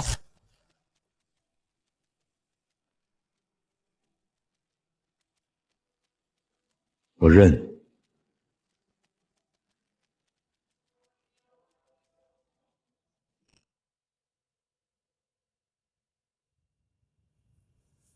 冯哥，邻省3个市销点，第一沟筹卖光。彭站长来信说，邻省中学生暑假抢翻营，抢得跟买年货似的。他还问咱们下批货什么时候补。赖恩龙被抓的消息今天上线报了，供销社里大家都在传，当年害你们一家的就是他。老周让我带话说，赖恩龙的7家空壳公司全部被查封，当年替他在值班日志上签未见异常的那个联防队员主动自首了。供销社这边，当年被你断掉的代销点，今天全在打电话要求重新签非帆。邻省补货运费由我们这边先垫一半，后续所有省外铺货和财务核算由王财务全盘对接。现在非帆已经不是一家镇办小店了。非帆结到了没？赖恩龙的案子结了，他手底下所有马仔，从赖安到刘三全判了。从第一次你在档案室翻开冯芳的协查通告，到前几天公判大会，用了快2年。这份结案报告的副本你先收着。非帆在省外铺货的速度，逼得他把最后一批仓库看守都撤到魏省，而外省就是他的末路。他的关系网不是被专案组一个人撕开的，是被你、林大日、王小锦、老周、老吴每人拉一脚，硬拉到散架的。那个替赖恩龙在值班日志上签未见异常的联防队员，最后怎么定性的？自首从轻，但安保付托了。赖恩龙垮了，当年替他办事的人一个接一个主动交代了。你打赢的不只是官司。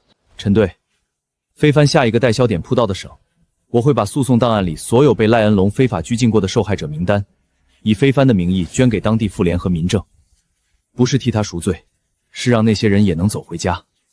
记得你说过的话。还有，非凡铺到全国那天，别忘了供销社那个给你批铺面的老周，有空回去跟他喝杯茶。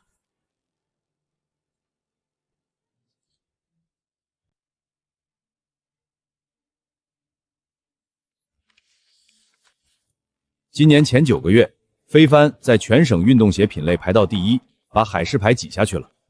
省外市销数据，上个月回款率和省城同期基本持平，7个县城连续追加2次补货。彭站长上周把旁边2个县的同行也拉过来签了代销，前天刚开了会，决定把非凡从区域代理品牌正式升级为省级总经销品牌。以后省内所有分销点拿货走统一合同，省外扩货权也由你直接调度。恭喜你！非凡现在是省城正式制挂牌的总经销品牌了。大志哥，左边高了。高了？我看着挺平的。你左边眼睛比右边高。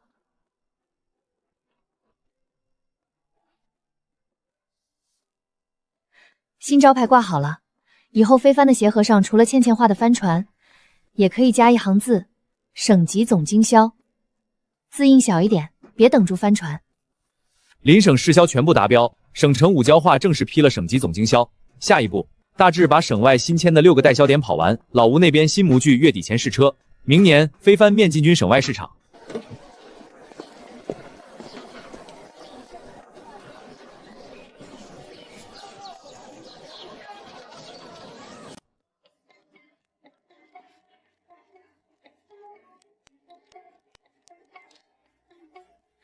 老吴的模具达标了，第一批2000双1990款已经下线，省外14个代销点，春节前就在催新款，但账上的钱不够。新模具投产后，材料费翻了1倍。第4台新画机尾款还没结，第3副模具在供反影2代，第4副要全面切换1990款，光橡胶料就要垫3个月，加上省外新增5个县城要同步铺货，运费也要预付。缺口多大？要把1990款同步推到省外全部14个代销点，还差很多。老周上次帮我们做了确认函之后，供销社那条线暂时只能周转常规货款，银行刚解除凤姐没多久，胡科长那边最多再批一笔小额信用贷。百货站彭站长那边首批回款下个月才到，来不及。3轮摩托卖了吧，把私房钱填进去，搬箱小货先让大志开。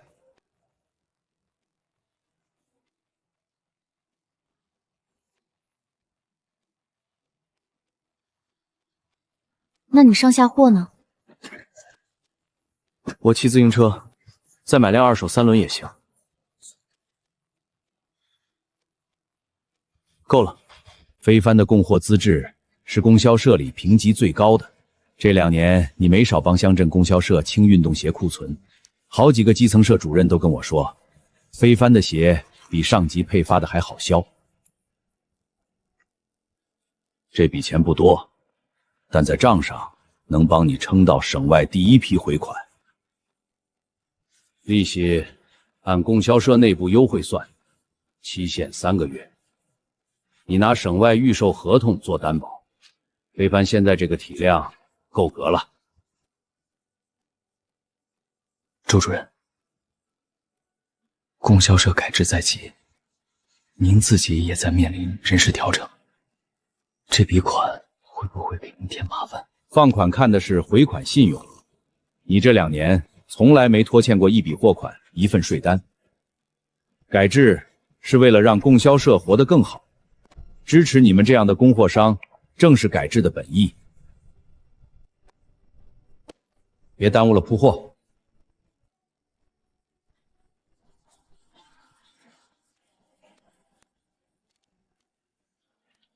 我刚算了一下，3笔资金，卖车款、供销社追加货款、芳姐旧屋变卖的钱，缺口合上了。铺货款、材料费、新模具尾款、运费，正好。把排产单给老吴，让他把第4副模具全线切换到1990款。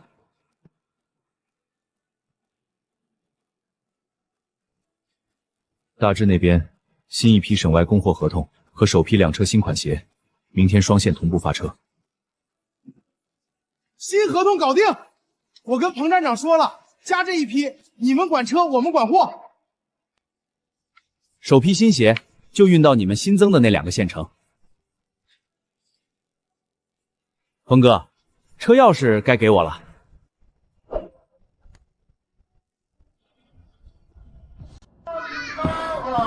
放这儿吧，省外第一批铺货单刚整理完。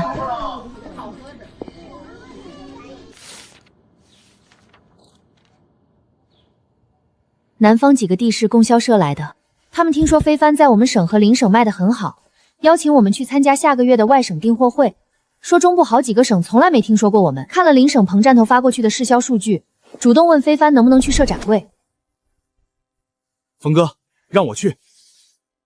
我在这条线上从代销点第一次签合同跑到现在，沿途每个中转县城的货运站，我都能把站长名字背下来。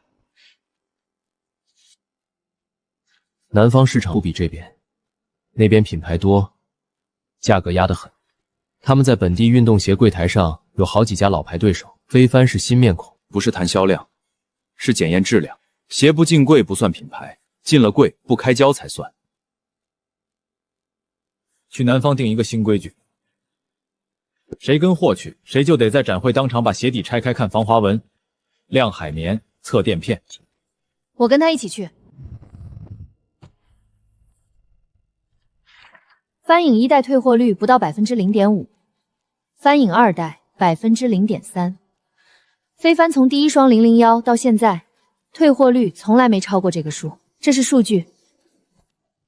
我带数据去，大致带鞋去。我是供销社派驻非帆的联络员，他们信这个。峰哥，这几年你让我跑什么我就跑什么，从本省到省外，每一趟都没掉过链子。南方这批，我要是一双都铺不出去，我把秤砣验了。这双样鞋跟你去南方展会当场比防滑，比耐磨，比回弹。老吴的配方就在这双鞋底上，你的秤是根，他的数据是底盘。南方订货会拿下多少线，回来跟我说。我在南方先把订货会意向书切回来，省外扩货的那几家新供销站，我提前联系他们做备货预登器。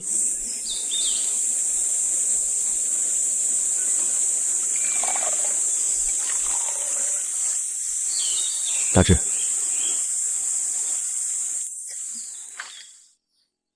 峰哥，你记不记得3年前你让我跟你去晋州，我连晋州在哪儿都不知道。你跟我说大志帮我扛几双旧解放鞋去县城卖，我扛了1麻袋，1毛都没卖出去，蹲在供销社门口啃冷馒头。大志，你这次去南方，把这双样鞋也带上，别嫌旧。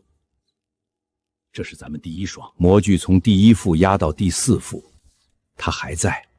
人家问非帆能做多耐磨，你把这双鞋底翻给他们看，3年前的鞋底到现在还没掉胶，这就是非帆。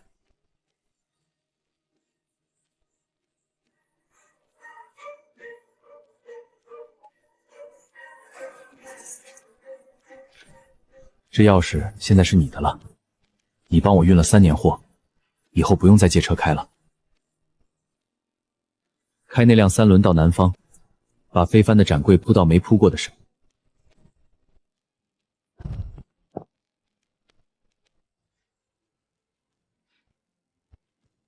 大志，你把这饼带上，路上别啃冷馒头了，也不要把秤杆忘在卸货站。你妈上回说你鞋底走穿了3个洞，要是开那3轮，脚底下就不穿解放鞋了。南方某厂发来的，要求非帆1990款立即下架，并赔偿损失。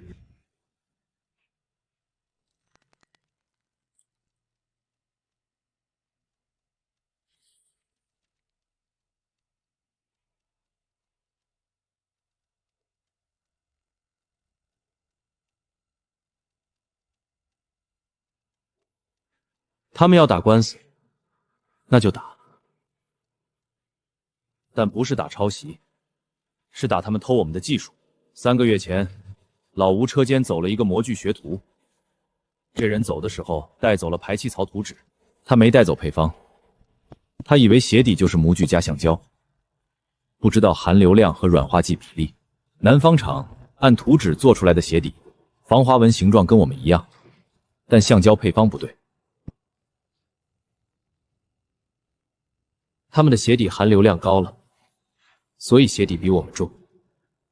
大致带回来的那双南方鞋，重量比非帆1990款多了12%。他们不知道我们的配方，只知道模具的尺寸。打赢这场官司，非帆在全国不用打广告了。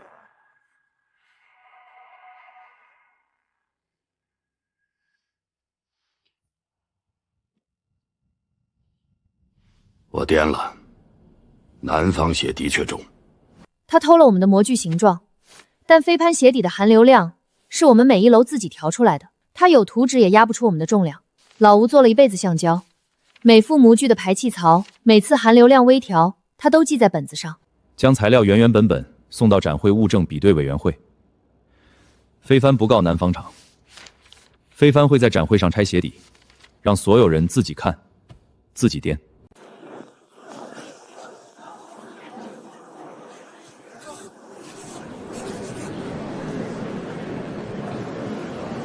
有人问，非帆为什么要在展会上当中拆鞋底？不给同行留面子。面子不是靠抄袭留的，是靠自己纳的鞋垫一针一线垫出来的。非帆的鞋底每一双都有17位材料码，哪个批次、什么时候压的、直路号是多少，用料都能追溯到送货单。非帆今天正式把专利材料提交备案，这项技术涉及的所有工艺参数已全部申请国家专利。南方那家厂仿了我们的鞋底形状，但他们不知道含硫量在哪儿。非帆190款的鞋底重量比南方那双轻12%，这就是证据。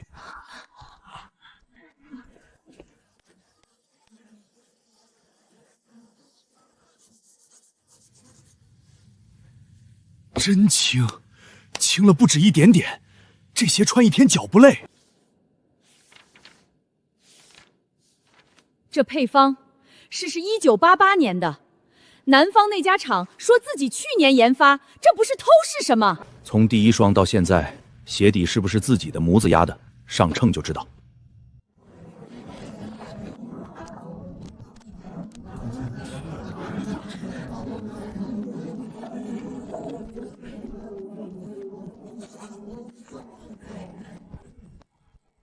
上午清场前，原先发律师函的南方厂撤展，各省代表新兴市场登记处。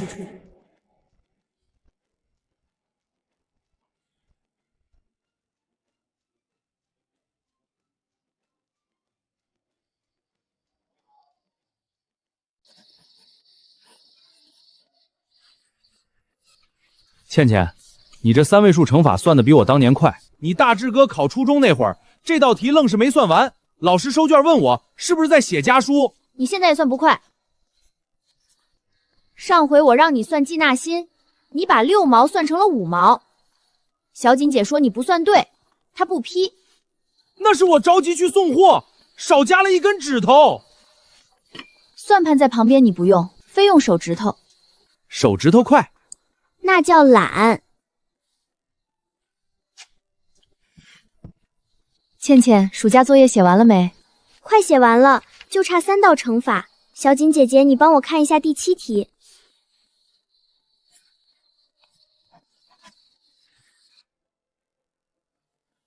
大志，你那秤砣又磕了。下午在新仓库装货的时候，亲眼看见你往车斗上一靠，砰一声响，磕掉一点点漆，呵呵，不影响重量。不信你掂掂。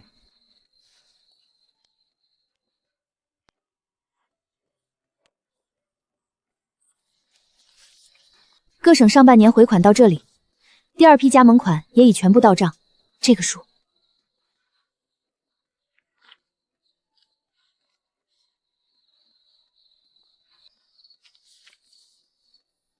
上半年各省总回款突破8万，南方15成加盟款汇到这个账户，比知识产权战之前翻了4倍。8万！冯哥，当年你在供销社门口卖5双旧解放鞋，每双1块5。那天我在村口槐树下等你，你回来数毛票，一共7块5。咱俩蹲在井边吃了2碗素面，你说以后有钱了，顿顿加荷包蛋。你还记不记得？现在8万，顿顿荷包蛋吃一辈子。8万除以1块5，2万5万。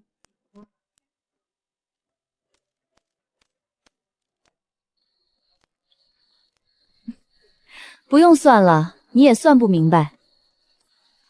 大志，算盘比你手制的好用。是，大姐说的都对，我以后专门让王财务培训，先从省外铺付款几个字开始背。要大志哥背整本词典。你这孩子，8万。我年轻时候在轮胎厂，车间1年的产值也就这个数。咱非帆几个月就干到8万。知识产权战之后，非帆是北方和南方加在一起15家加盟了。他们买的不只是鞋，是非帆的质量承诺，鞋底含流量、配方号都能溯源。老吴当年的配方日记在展会上翻烂了才有人信。省城的翻专柜月底全部挂上省级总经销牌子，南方几个地市也在催。这是半年回款，但还有第二批铺货定金没纳入。下个月月底要把整个省际旺季预付款算进去，我们压力还会更大。8月之后铺往南方的量会更大，老吴第3副模具的生产计划要提前半个月。我已按老吴昨天送来的新配方试片把备料报给供销社，模具提前排可以，排成重新发我就照办。我那破围裙兜里还揣着刚调好的新配方，含流量再降一点，回弹升一级。南方的体校生穿着跑跳转换比普通运动鞋快不少。配方报告明天给你，第3副模具排到新月份就行，不用赶业。8万是回头钱，下一步要铺的城市比现在给多1倍。分拨站的图我画好了，大志，明早你开3轮接我，我要去省城印厂把新鞋盒和分仓总图的纸样定下来。定了，我顺路再拉2箱新配方试片。吴师傅的围裙都重的都快把裤腰坠下来了，不去省城上新料不行。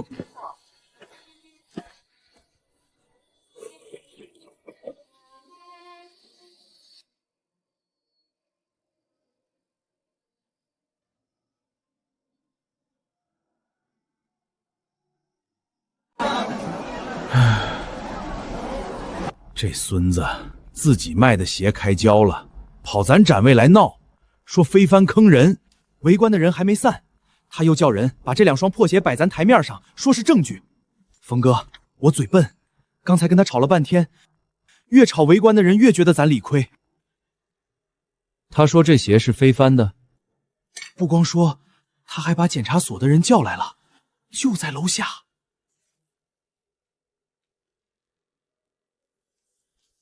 就是他，他们这个牌子上个月来抢市场，卖鞋全靠骗。你看看这2双鞋，穿了3天鞋底就开了，找他们退货，他们不认。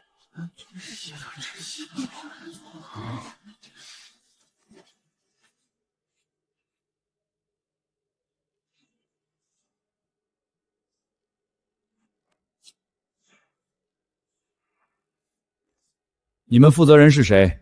这鞋是你们的吗？是不是非帆？上秤就知道。非帆的鞋底含流量比普通鞋低，每一双都比市面上同尺反的鞋轻。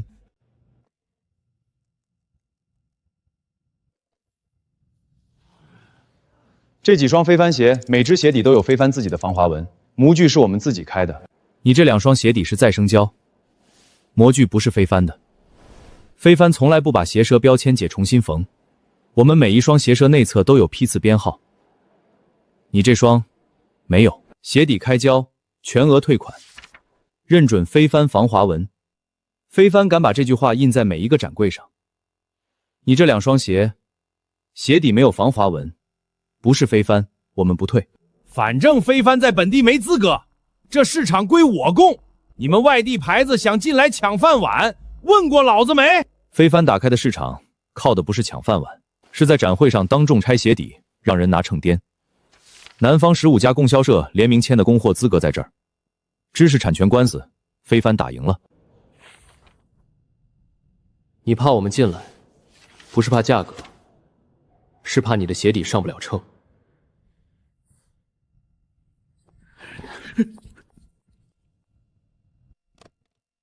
冯哥，刚才你拿秤那一下，走廊那头好几个批发商挤过来看，有人问我非帆在北方几个省的供货价了。非帆今年在南方闹出的动静不小，我们省供销社系统下有几十家分销点，都是老牌的。但运动鞋这个品类，我们一直缺供货商。你们敢把这行字印在每张册子上，是真的有信心？非帆从3年前第一双鞋开始，鞋底材料含硫量和软化剂都是自己调的。南方知识产权展上，非帆当众拆过鞋底，材料溯源档案，您桌上那份复印件就是当时用过的。从1988年到现在，每一批次都有据可查。非帆敢承诺退款，不是因为退换率低，是因为我们自己先上了秤。3年代销，总退货率不到 0.5%。帆影2代去年全年退货17双，每一双退了什么原因，哪个批次都记得上。质量过关，我信。但省级代理不是卖几双鞋就完事儿了。非帆之前是区域代理，现在要在我们整个省铺全部网点，资金和供应都得跟上。我们省20几个分销点同时铺货，你们供得了？非帆第4副模具今年已经全线大产，月产量够铺全省首批全部网点。我们在邻省已建了3个中转仓，运输队和货运站都有固定协议，从大单到柜上不超过4天。首批铺货款和物流方案我已经排好了，这是排产表和供货计划。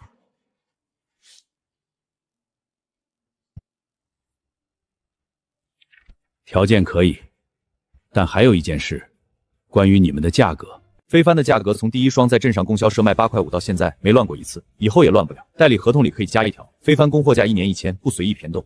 您的网点我们当自己电供，绝不会跟老供货商打价格战。还有一点，上次在省城批发小市场，翻平秤和称诺书拿下了第一批代销点，朱胖子流失的老客户，现在有40%转成了非帆的稳定批货点。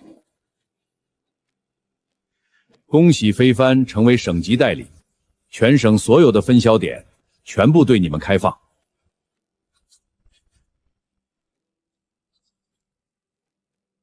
通知各县供销社，非帆运动鞋省级代理合同今天签了，首期铺货按时配发。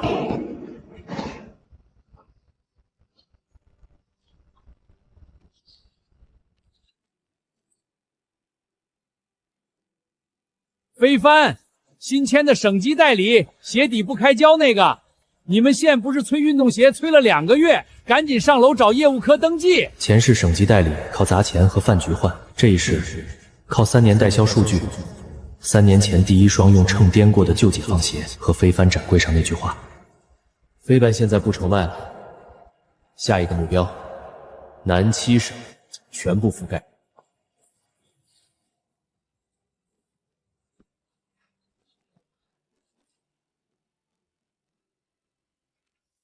冯哥，东北又催货了，要200箱，要求月底前发。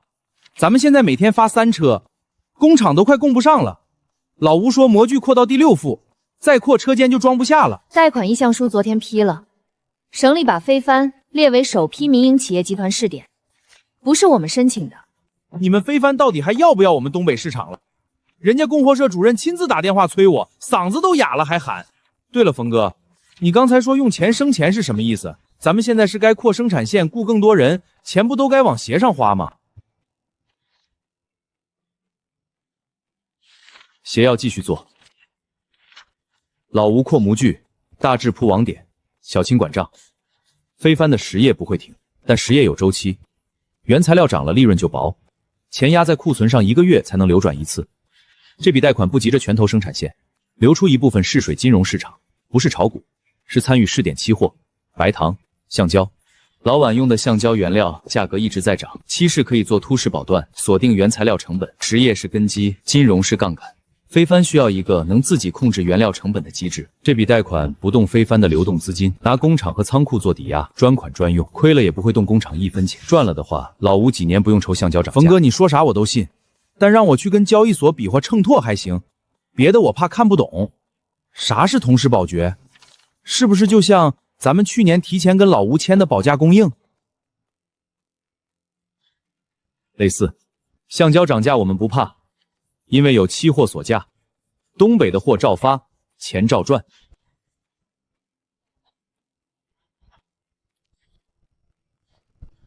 投资核算的账我单独做一本，跟非凡主业的账分开。老周说他们营业部下周有第一期期货培训，我先去听。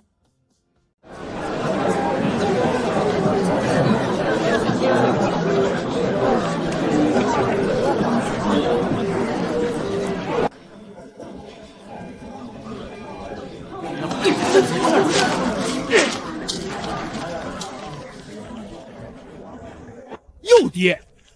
他妈的橡胶不要钱了是吧？老子跟了半个月，赔进去半年的工资，你还敢跟？没看报纸上说今年橡胶供大于求，东南亚那边货多的没人要，赶紧割肉跑吧！再不跑裤衩都没了。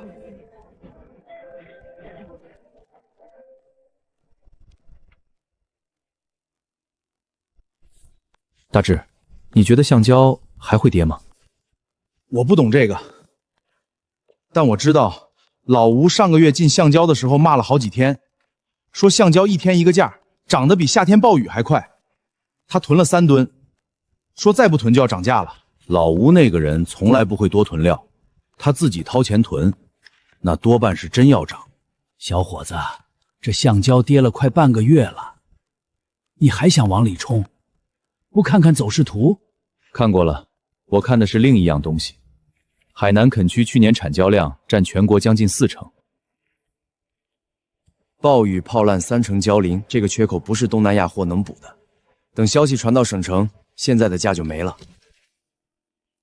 峰哥，你想干啥就干啥，反正我那辆3轮是你给的，秤是你教我怎么用的。你要去期货上试，我把秤放这儿压着。橡胶903合约做多，这个价位你敢进去？今天又跌了将近2个点，大厅里割肉的都排到门口了。跌了10几天，量越缩越小，今早低开之后没再破新低，真要跌穿早该放了，现在没放，说明有人在底下接。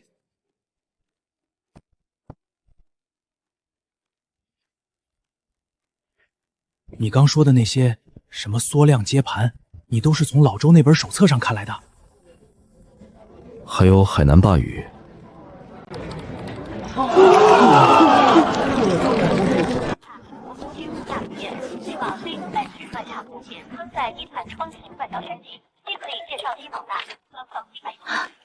你40天前买的那批903合约，本金翻了1.6倍，全大厅这波赚最大笔的就是你。1.6倍？那咱那笔不是？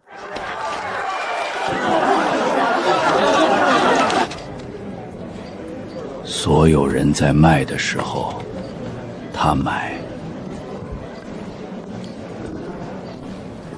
回办事处跟小锦说，以后买橡胶不用再找老周批贷款了。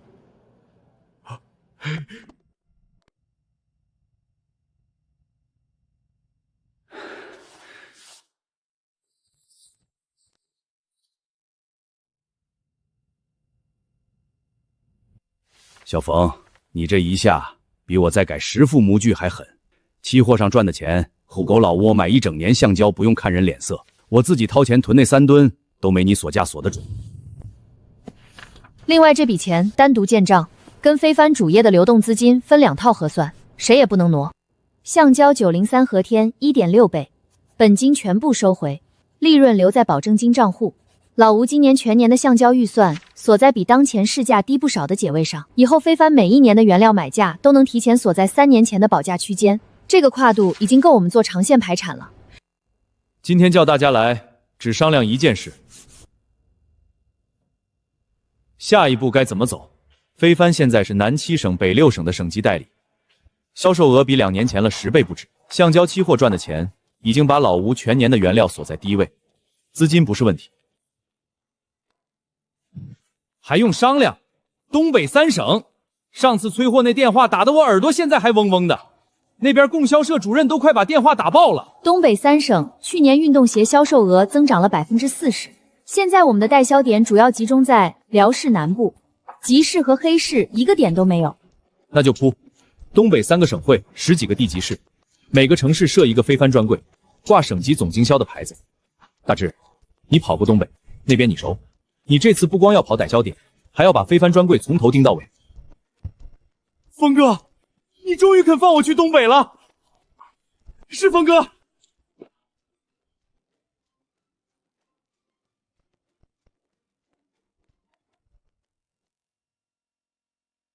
不对，我走了南方几个新点儿，谁跑？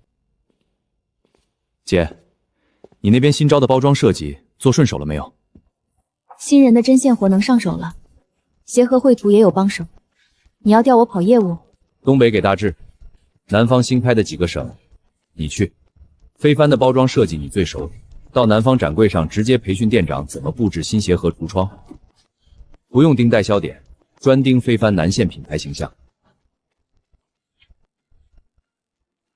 行，南线橱窗我来，鞋盒上的船不许任何人贴歪。东北冬天零下几十度，普通橡胶底冻得梆硬，踩在冰上打滑。我这块新配方加了耐寒剂，零下30度照样有弹性。华北专款鞋底年内能上线。老吴，你这双东北鞋底儿，我第一个拿出去试，我自己先穿，跑完沈川站再跑吉林站，啥时候冻裂啥时候给你打电话。你省省，你那双解放鞋底都没磨穿，东北的冰还能比你的脚底板硬？东北和南线同时铺开，加上耐寒款投产，总的铺货预算已经拆好了。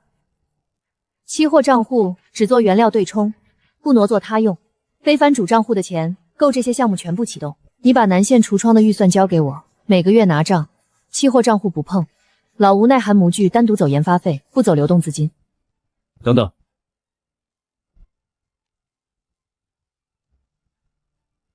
黄河以南我们站稳了，黄河以北，东北是第一站。明年这个时候，我要让非帆铺到全国所有省会。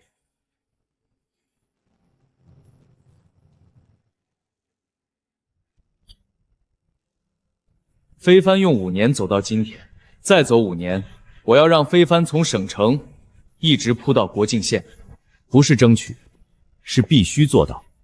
如果5年不够，就再快一点，但每一个省都得铺到站稳不退。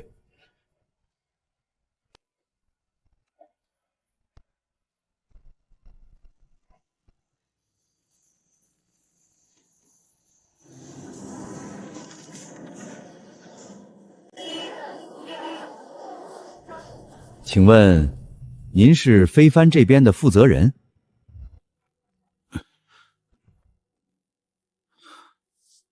我是。您是？我姓孙，沈川市百货站的。2个月前给你们非帆打过电话催货，那时候长途嗓门大了点儿。孙经理，记得，您的电话打的我们整个办事处都听见了。非帆到底还来不来东北了？是不是您？以后缺货不用打电话，从沈川仓调，隔天就能到。你们百货站要是还想像上次那样催，直接上这儿来，我天天在。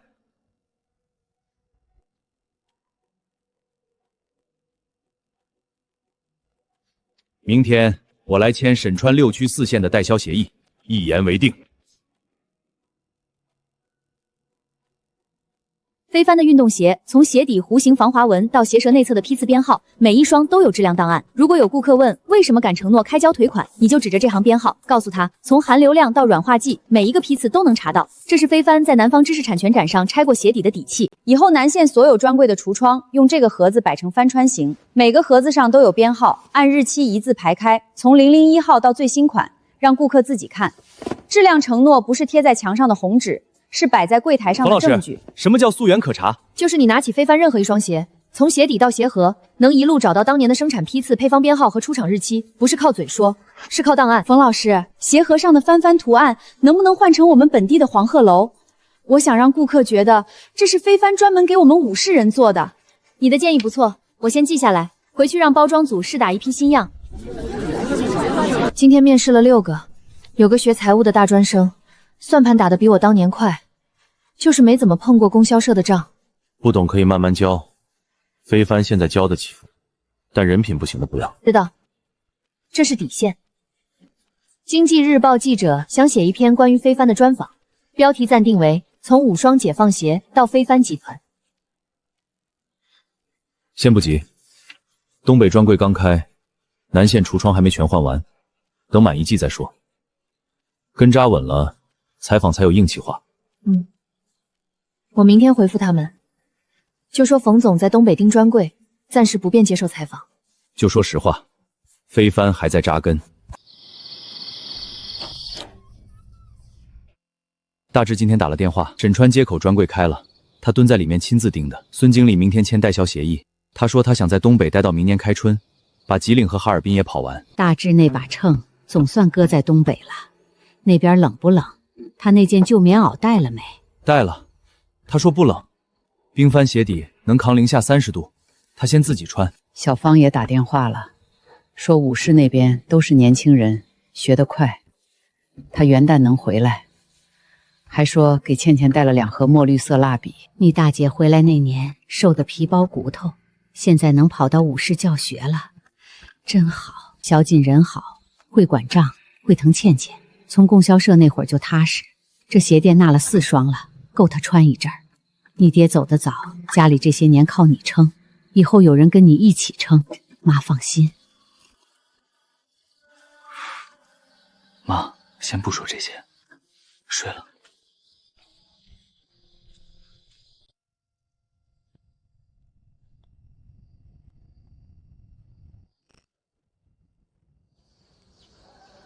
冯芳，挂号信，外省寄来的。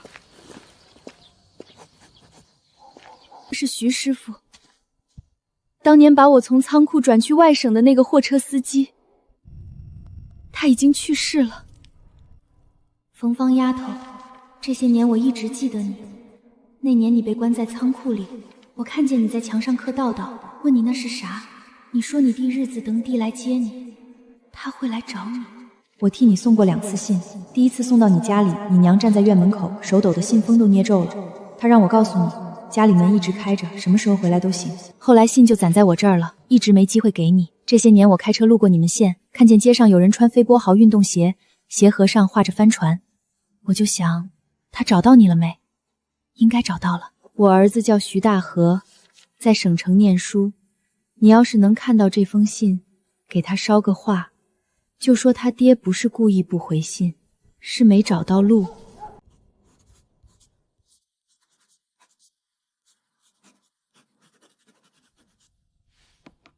弟，我想让你帮我做2件事。你说。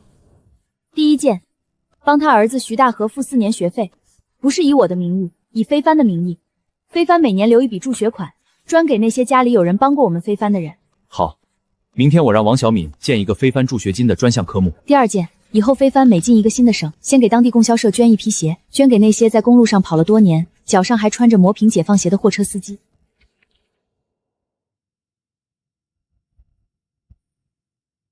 从明年起，非帆每进一个新省，先捐一批鞋给当地货运司机。不光是鞋，那个师傅替你送了信，你替他儿子交了学费，这账就平了。以后他儿子进了大学，写信给他爹的时候，也可以说他爹不是个不守信的人。娘，你说的对。他帮我带了第1句话，我把他儿子的路铺下去，这账平了。那个仓库里不是只有我和看守，还有人替我写了信，还有人开着货车走了那么远去送。以后非帆每到一个新省，都有一个水站留他的名字，这就对了。徐大河第1年学费下周会，非帆驻金以后每年评一批，徐师傅是第1个。以后每个受资助的学生都有人记得。他爹不是故意不回来，是没找到路。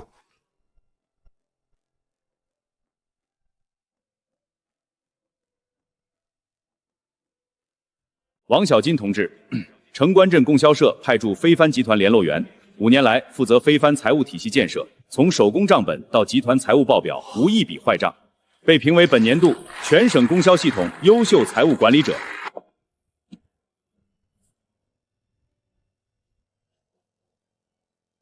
你还记不记得5年前你第一次去供销社后门找我，就为了让我帮你递一份供货材料？记得，你当时说不保证主任会看，他很忙。后来主任看了，他看完说这个叫冯一胜的字写的横平竖直，像他的鞋底。我当时没听懂，现在我懂了。冯一胜，我今天站在台上领奖的时候，一直在想一件事。什么事？以后非帆的事情都让我跟你一起扛。非帆从一开始就不是我一个人的。5年前在供销社门口，你帮我递第一份材料，非帆就有你一半。你刚才说跟着我，那不是跟，是并肩。以后非帆的账你管，家你管，我扛不住的时候，你扛。你以前从来没说过我扛不住。以前我不会说，以前我觉得一个人能把所有事扛下来。后来我发现大致把秤砣放在东北替我盯专柜，老吴为了耐寒鞋底熬了多少大夜，你把回款率做到99%，没有你们，非方走不到今天，没有你，我也走不到今天。小锦姐姐，你上报纸了。我同学的妈妈在供销社上班，她说王小锦是全县最有名的会计。倩倩，你说错了，是全省优秀。我下午在会场亲耳听的。小金，以后这个铁盒放在你那儿。为什么给我？因为这里面每一件东西都不是我一个人攒的。飞翔现在不是你跟着我走，是我们并肩走。你也有钥匙。那以后里面加了新的东西，也得是我先看过。这是我的铁盒了，钥匙归我。归你。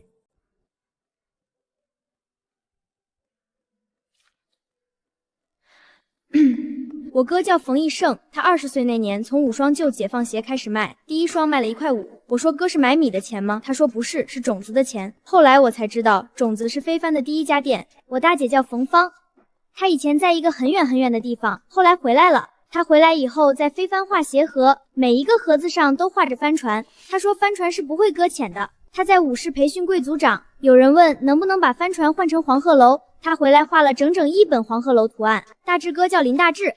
他用一杆秤，秤砣还是生铁的。他拿那杆秤称过鞋，称过人，还称过他自己。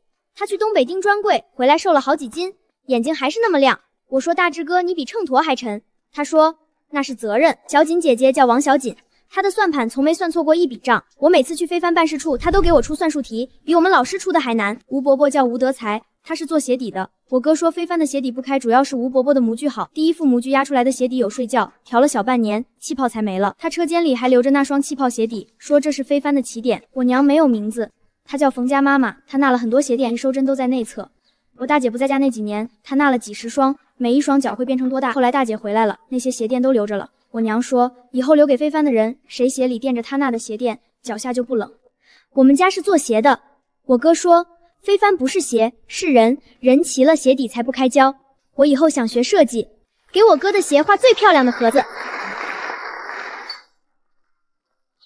哥，这篇作文是写给你的。倩倩，这篇作文哥裱起来，挂在非帆新办公楼的进厅。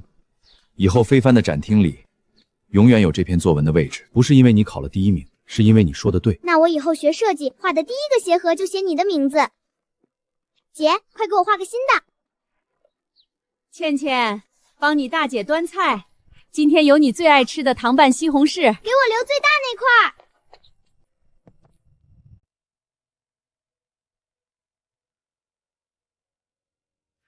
非帆的根不是钱铺的，是人，是你们每一个人。6年前，我在村口孔烧社对面卖5双旧解放鞋。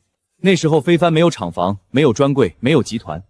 只有一个蛇皮袋，1块手写制板。后来有了第1间铺面，第1副模具，第1家省城专柜，第1家省外代销点。每走一步都有人问我，你一个镇办小厂，凭什么跟人家大品牌争？我说非帆不争，非帆做自己的鞋底，开自己的模具，纳自己的鞋垫。非帆的鞋底不开胶，这是我们的承诺，也是我们的底线。今天非帆在全国省会专柜全部铺完，这条路走下来，不是我一个人的功劳。林大志，你把非帆从村口铺到了东北3省。老吴，你从第1副模具压到第7副。每一双鞋底都压着你的手印。彭芳，你把非凡的橱窗从省城划到武市，徐师傅水站挂了你的帆船标识。王小金，非凡每一笔账都在你手上，每份供货合同、每张财务报表、每笔助学金，你一个数字都没错过。还有我娘纳的每一双鞋垫，收针都在内侧，那是非凡的根，收在内侧，不硌脚。这杆秤，林大志从村口称到东北，从省城称到省外，非凡的鞋每一双都要上秤，不是称重量，是称良心。以后这杆秤放在非凡展厅，每个新员工进非凡第一件事认识这杆秤。姐，非凡新办公楼的进厅雕塑，我让设计院按你画的第一张帆船图做。以后每个走进这栋楼的人，先看到帆船，那个人帮你带了路。以后非凡也给别人带路。徐师傅水站也有近30个，明年开到日光之城，所有用上这些的人都会看见你帆船标记。峰哥让我说2句，我不太会说，我就说一件事儿。我在东北钉专柜的时候，有人问我非凡总部在哪儿，我说在一个叫冯家村的地方，那个村里有棵枣树，枣树底下有个石桌，石桌上放过5双旧解放鞋。徐大河今年毕业，他说想来非凡工作，我没答应，我说你得先把学上完。他说这是他爹第一次给他买鞋，他爹不是不守信的人，以后每个水站都有一封徐师傅的信，非凡的货车司机会一路替他送到。最后一个省会专柜，日光之城预计明年5月开业。铺货路线和后勤中转已经拉通了，等日光之城站挂牌，全国省会就全覆盖了。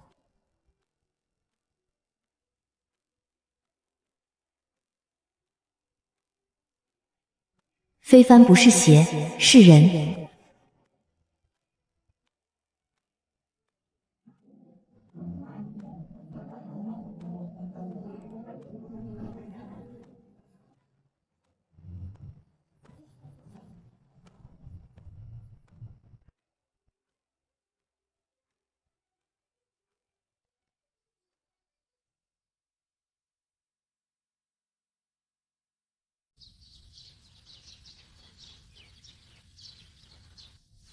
这些是给小锦的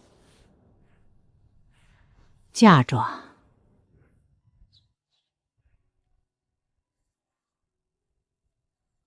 非凡有钱了，他还是那些旧衣服换来换去穿，袖口磨破了用线补，补丁针脚比他账本上的字还密。去年集团挂牌，他被评为全省优秀财务管理者。你跟我说他站在台上领奖，穿的还是那件旧棉袄，我就在想，这个闺女苦了那么些年，从来不说，他爹娘给不了他的，以后我给。小琴姐姐，我写完作业再出来。这些是我纳的鞋垫儿，嫁妆，春夏秋冬一季6双，一共24双，不是什么值钱东西，但每一双底子都厚，能穿好几年。你跟义胜一起，以后的日子长得很。他有什么不对，你跟我说，我训他。娘。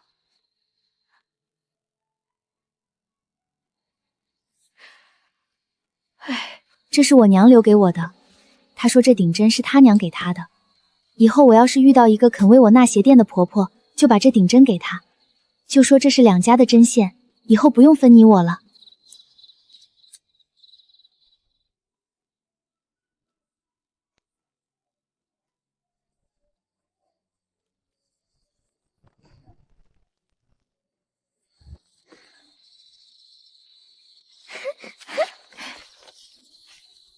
小琴姐姐，不是，嫂子。你进去，这种事儿不能干，我在这儿等你。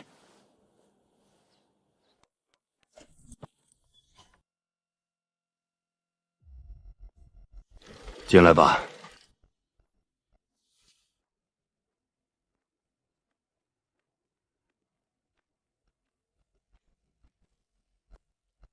冯医生，非凡集团，我在收音机上听过你，是我。你做什么的我知道。你家里还有什么人？母亲健在，大姐前些年回来了，在非凡做设计。妹妹念初中，父亲走得早，娘把我们几个拉扯大。你对她好不好？这是我娘给小锦纳的鞋垫，春夏秋冬每季6双，一共24双。你娘是个好人。我娘从纳第1双鞋垫那天就猜到了，她说小锦人好心善脚小，这些鞋垫比别人的短1截。她纳了整整1年，每一针都在想，这双是给小锦的。小锦，你自己愿意吗？愿意。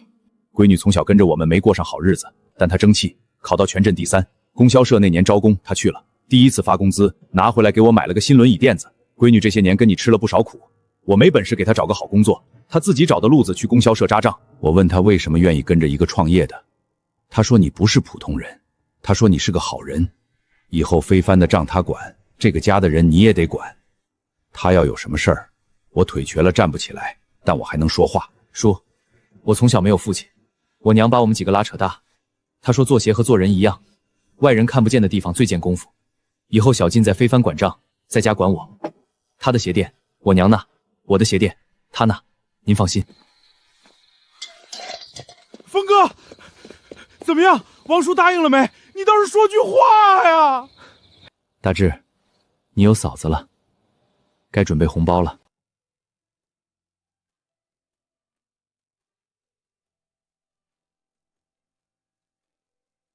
你手里攥的什么？到了就知道了。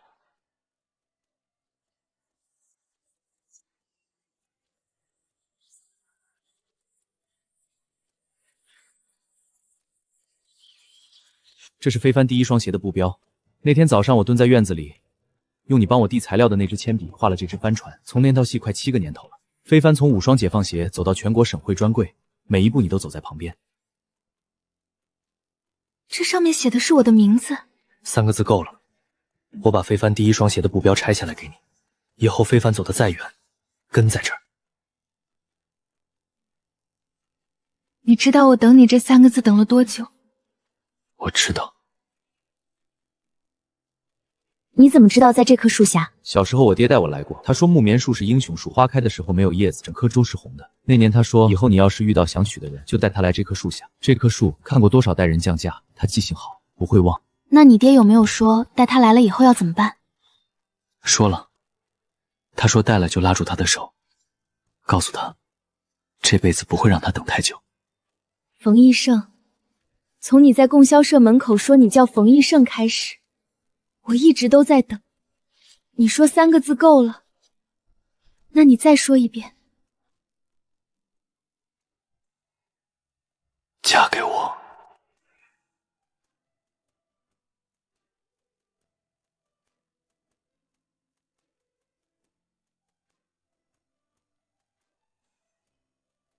行。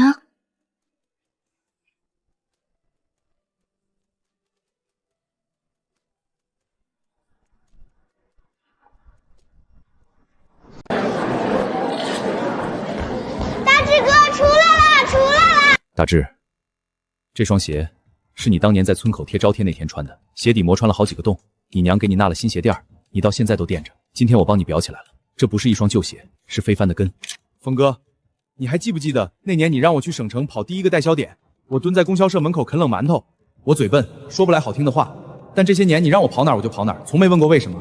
你当年蹲在地上缝布标的时候，我就知道你不是普通人。今天我当着所有人的面再说一遍，以后非方走到哪儿，我林大志跟到哪儿，秤在，人就在。大志，是你把秤压在每一个代销点合同上，是你让非帆的鞋柜从来不缺人盯，你是我兄弟。峰哥，这秤放在婚车上了，我就没东西称货了。以后不用你称货，你称人。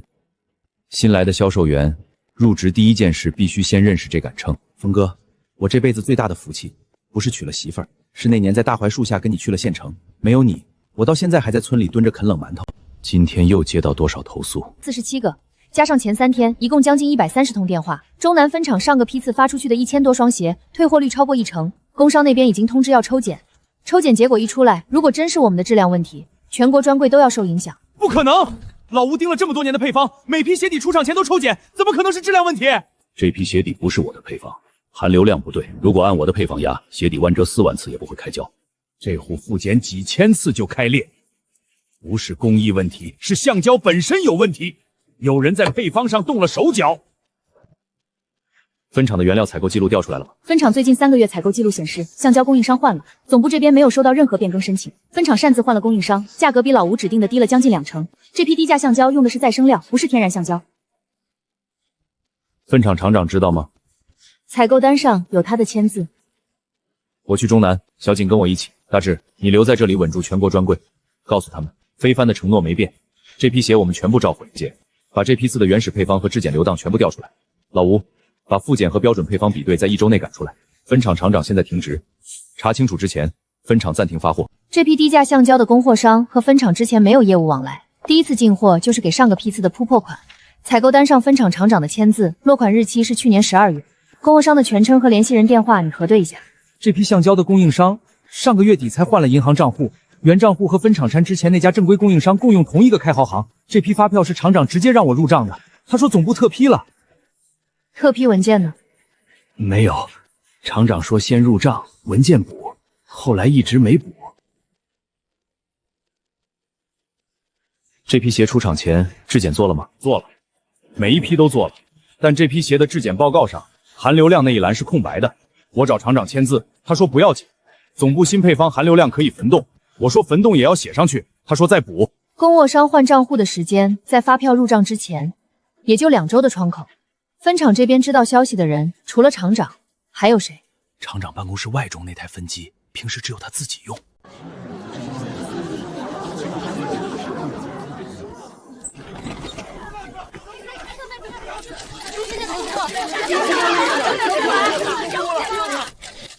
冯总，非帆一直承诺鞋底不开胶，这次大规模投诉，您怎么解释？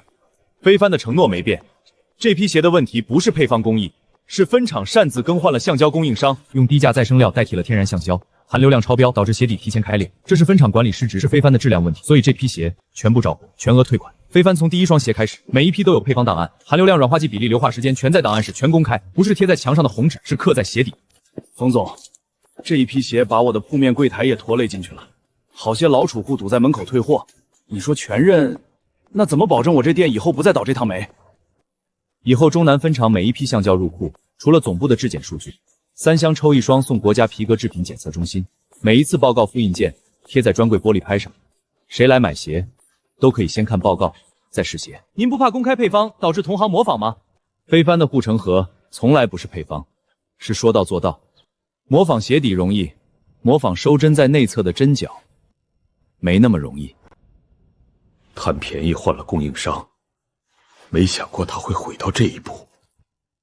我今天来不是求你原谅，我给非帆丢了脸。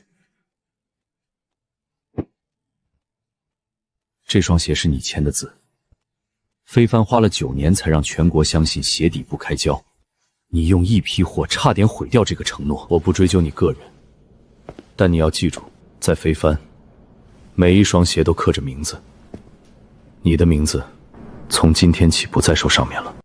总部质检专员季度轮注：橡胶原料入户3箱抽1双送检。分厂质检报告含硫量一栏不得空白。分厂财务增设了一栏预警，任何超过标准价的异常采购会自动封结付款。渠道商今天也来确认了后续供货方案。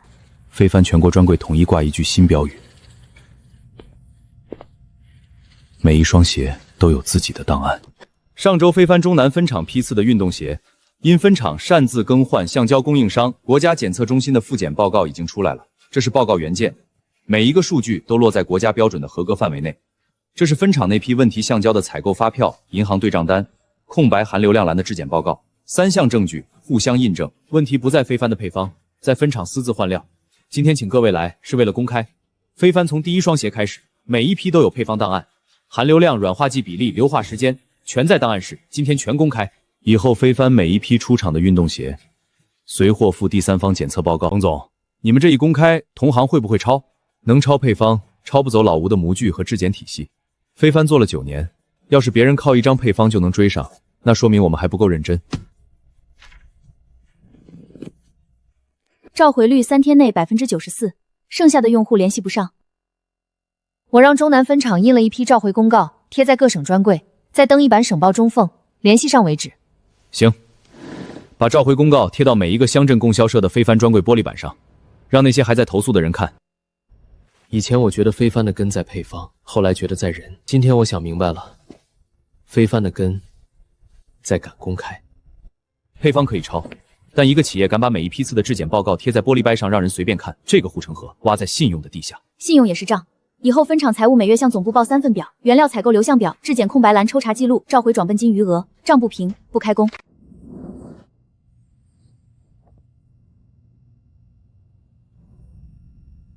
今天把大家叫来3件事。第一件，中南翻厂事件之后，非帆花了几个月重建中南6省经销商的信任。这个月，中南6省所有专柜完成了新批次铺货，第三方检测报告全部上墙，召回率100%。这一年我们亏了不少钱，但信用没亏。非帆的承诺还是9个字：鞋底不开胶，说到做到。中南饭厂新批次喷货3个月，退换率降回0.5%以下，全国专柜第3季度回款超过前2季度总和。东北这边新签的7个地时式代销合同全到位了，经销商说你们非帆出了事敢把配方摊在桌上，我们信。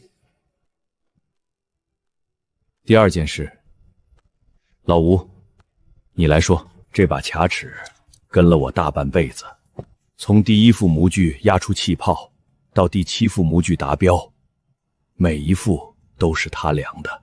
非帆的鞋底不开胶，不只是配方，是量出来的。小郭，以后研发中心归你，卡尺归你，规矩还是老规矩，防滑纹深度、含流量、弯折次数一样不能差。吴师傅，我会量好的。非帆品牌手册更新了，以后全国专柜的品牌橱窗统一挂溯源标识。谁想查非帆的质检记录，扫一下批次编号就能看到。第3件事，非帆品牌档案馆下个月开馆，馆里放几样东西：老吴的第1副模具、大致内杆老秤，还有非帆从1987年到现在所有批次的配方档案。这些东西是非帆的根。这杆秤跟了我快10年，从村口秤到省城，从省城秤到东北。峰哥，这杆秤交给你了。这些年有人问我到底靠什么，我说靠人。老吴的卡尺，大致的秤，冯芳的标识，小青的账，倩倩的画，我娘的鞋垫。非帆不是鞋，是我们这帮人。峰哥，你真要一个人开回老家？让我跟你一块儿去吧，路上还能换着开。不用，上市前我想一个人走走，你留在总部盯着。下个月路演材料还得改。别让你嫂子一个人加班，她加班比我狠。昨晚我走的时候，她还在算数据；早上来的时候，她已经在办公室了。你们2口子一个样。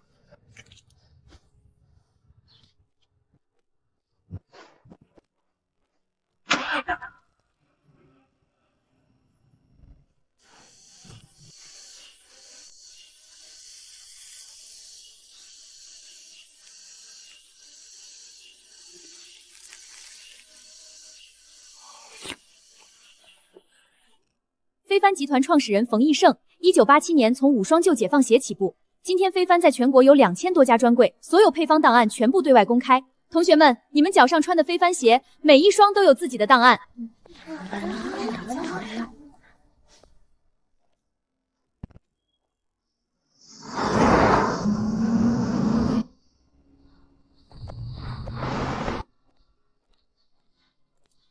回来啦，锅里还有粥。你爹说，能出省的车就能回家。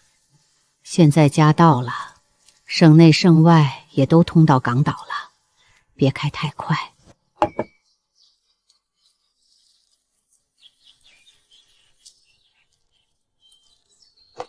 妈，等我敲完钟就回来。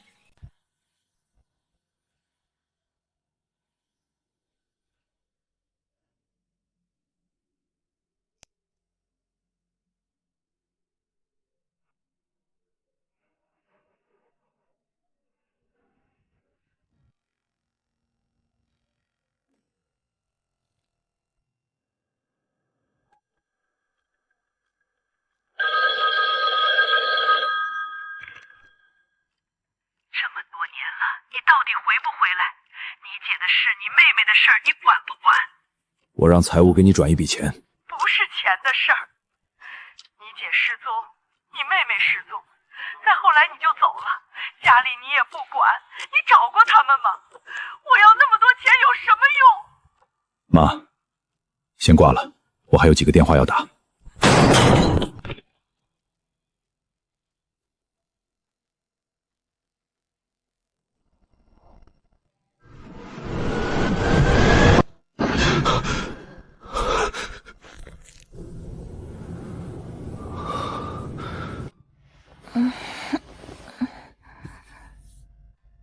几点了？还早，你再睡一会儿。做梦了。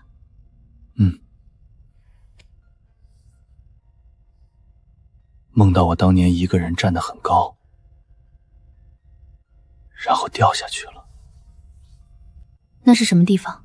一个没有你们的地方，很高，很空。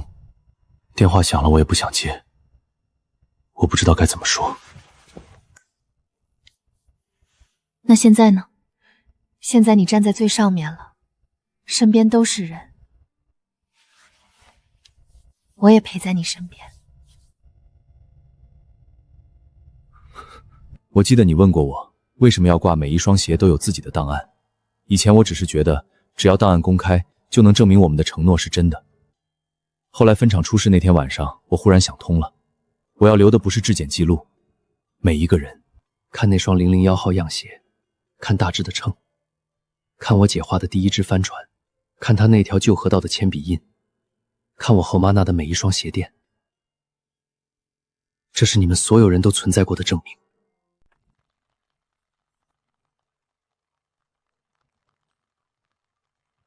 21年前，南方有一个老人画了一个圈。12年前，有一个年轻人在村口供销社对面摆了5双旧解放鞋，卖了1块5毛钱。从1块5到上市，不是他一个人走过来的。小金，非帆的账本从头到尾没有一个数字是虚的。非帆上市以后，每一份年报都得经你的手。从镇供销社到港交所，你管了12年账，以后还得继续管。姐，你画了12年帆船，以后非帆每到一个新国家，第一个专柜的第一只鞋盒，画当地的树。倩倩，你小时候在灯下说以后要给我画鞋盒，每一只你都画到了现在。哥走到哪里，都能看到你画的船。非帆的根不在港交所，在一个小村庄的枣树底下。12年了，非帆走到今天，所有承诺都兑现了，鞋底不开胶，人也没散。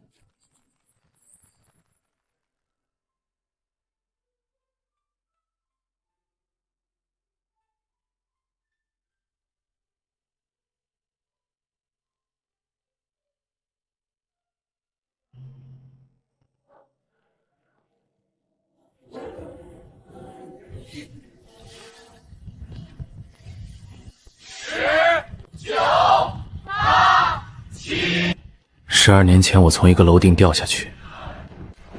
那天我以为一切都结束了，后来我才知道，那是开始。你在说什么？没什么，就是想告诉你，现在我站在这里，看见的是你。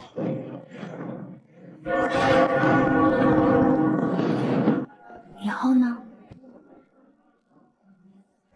以后每年都在这儿看烟花。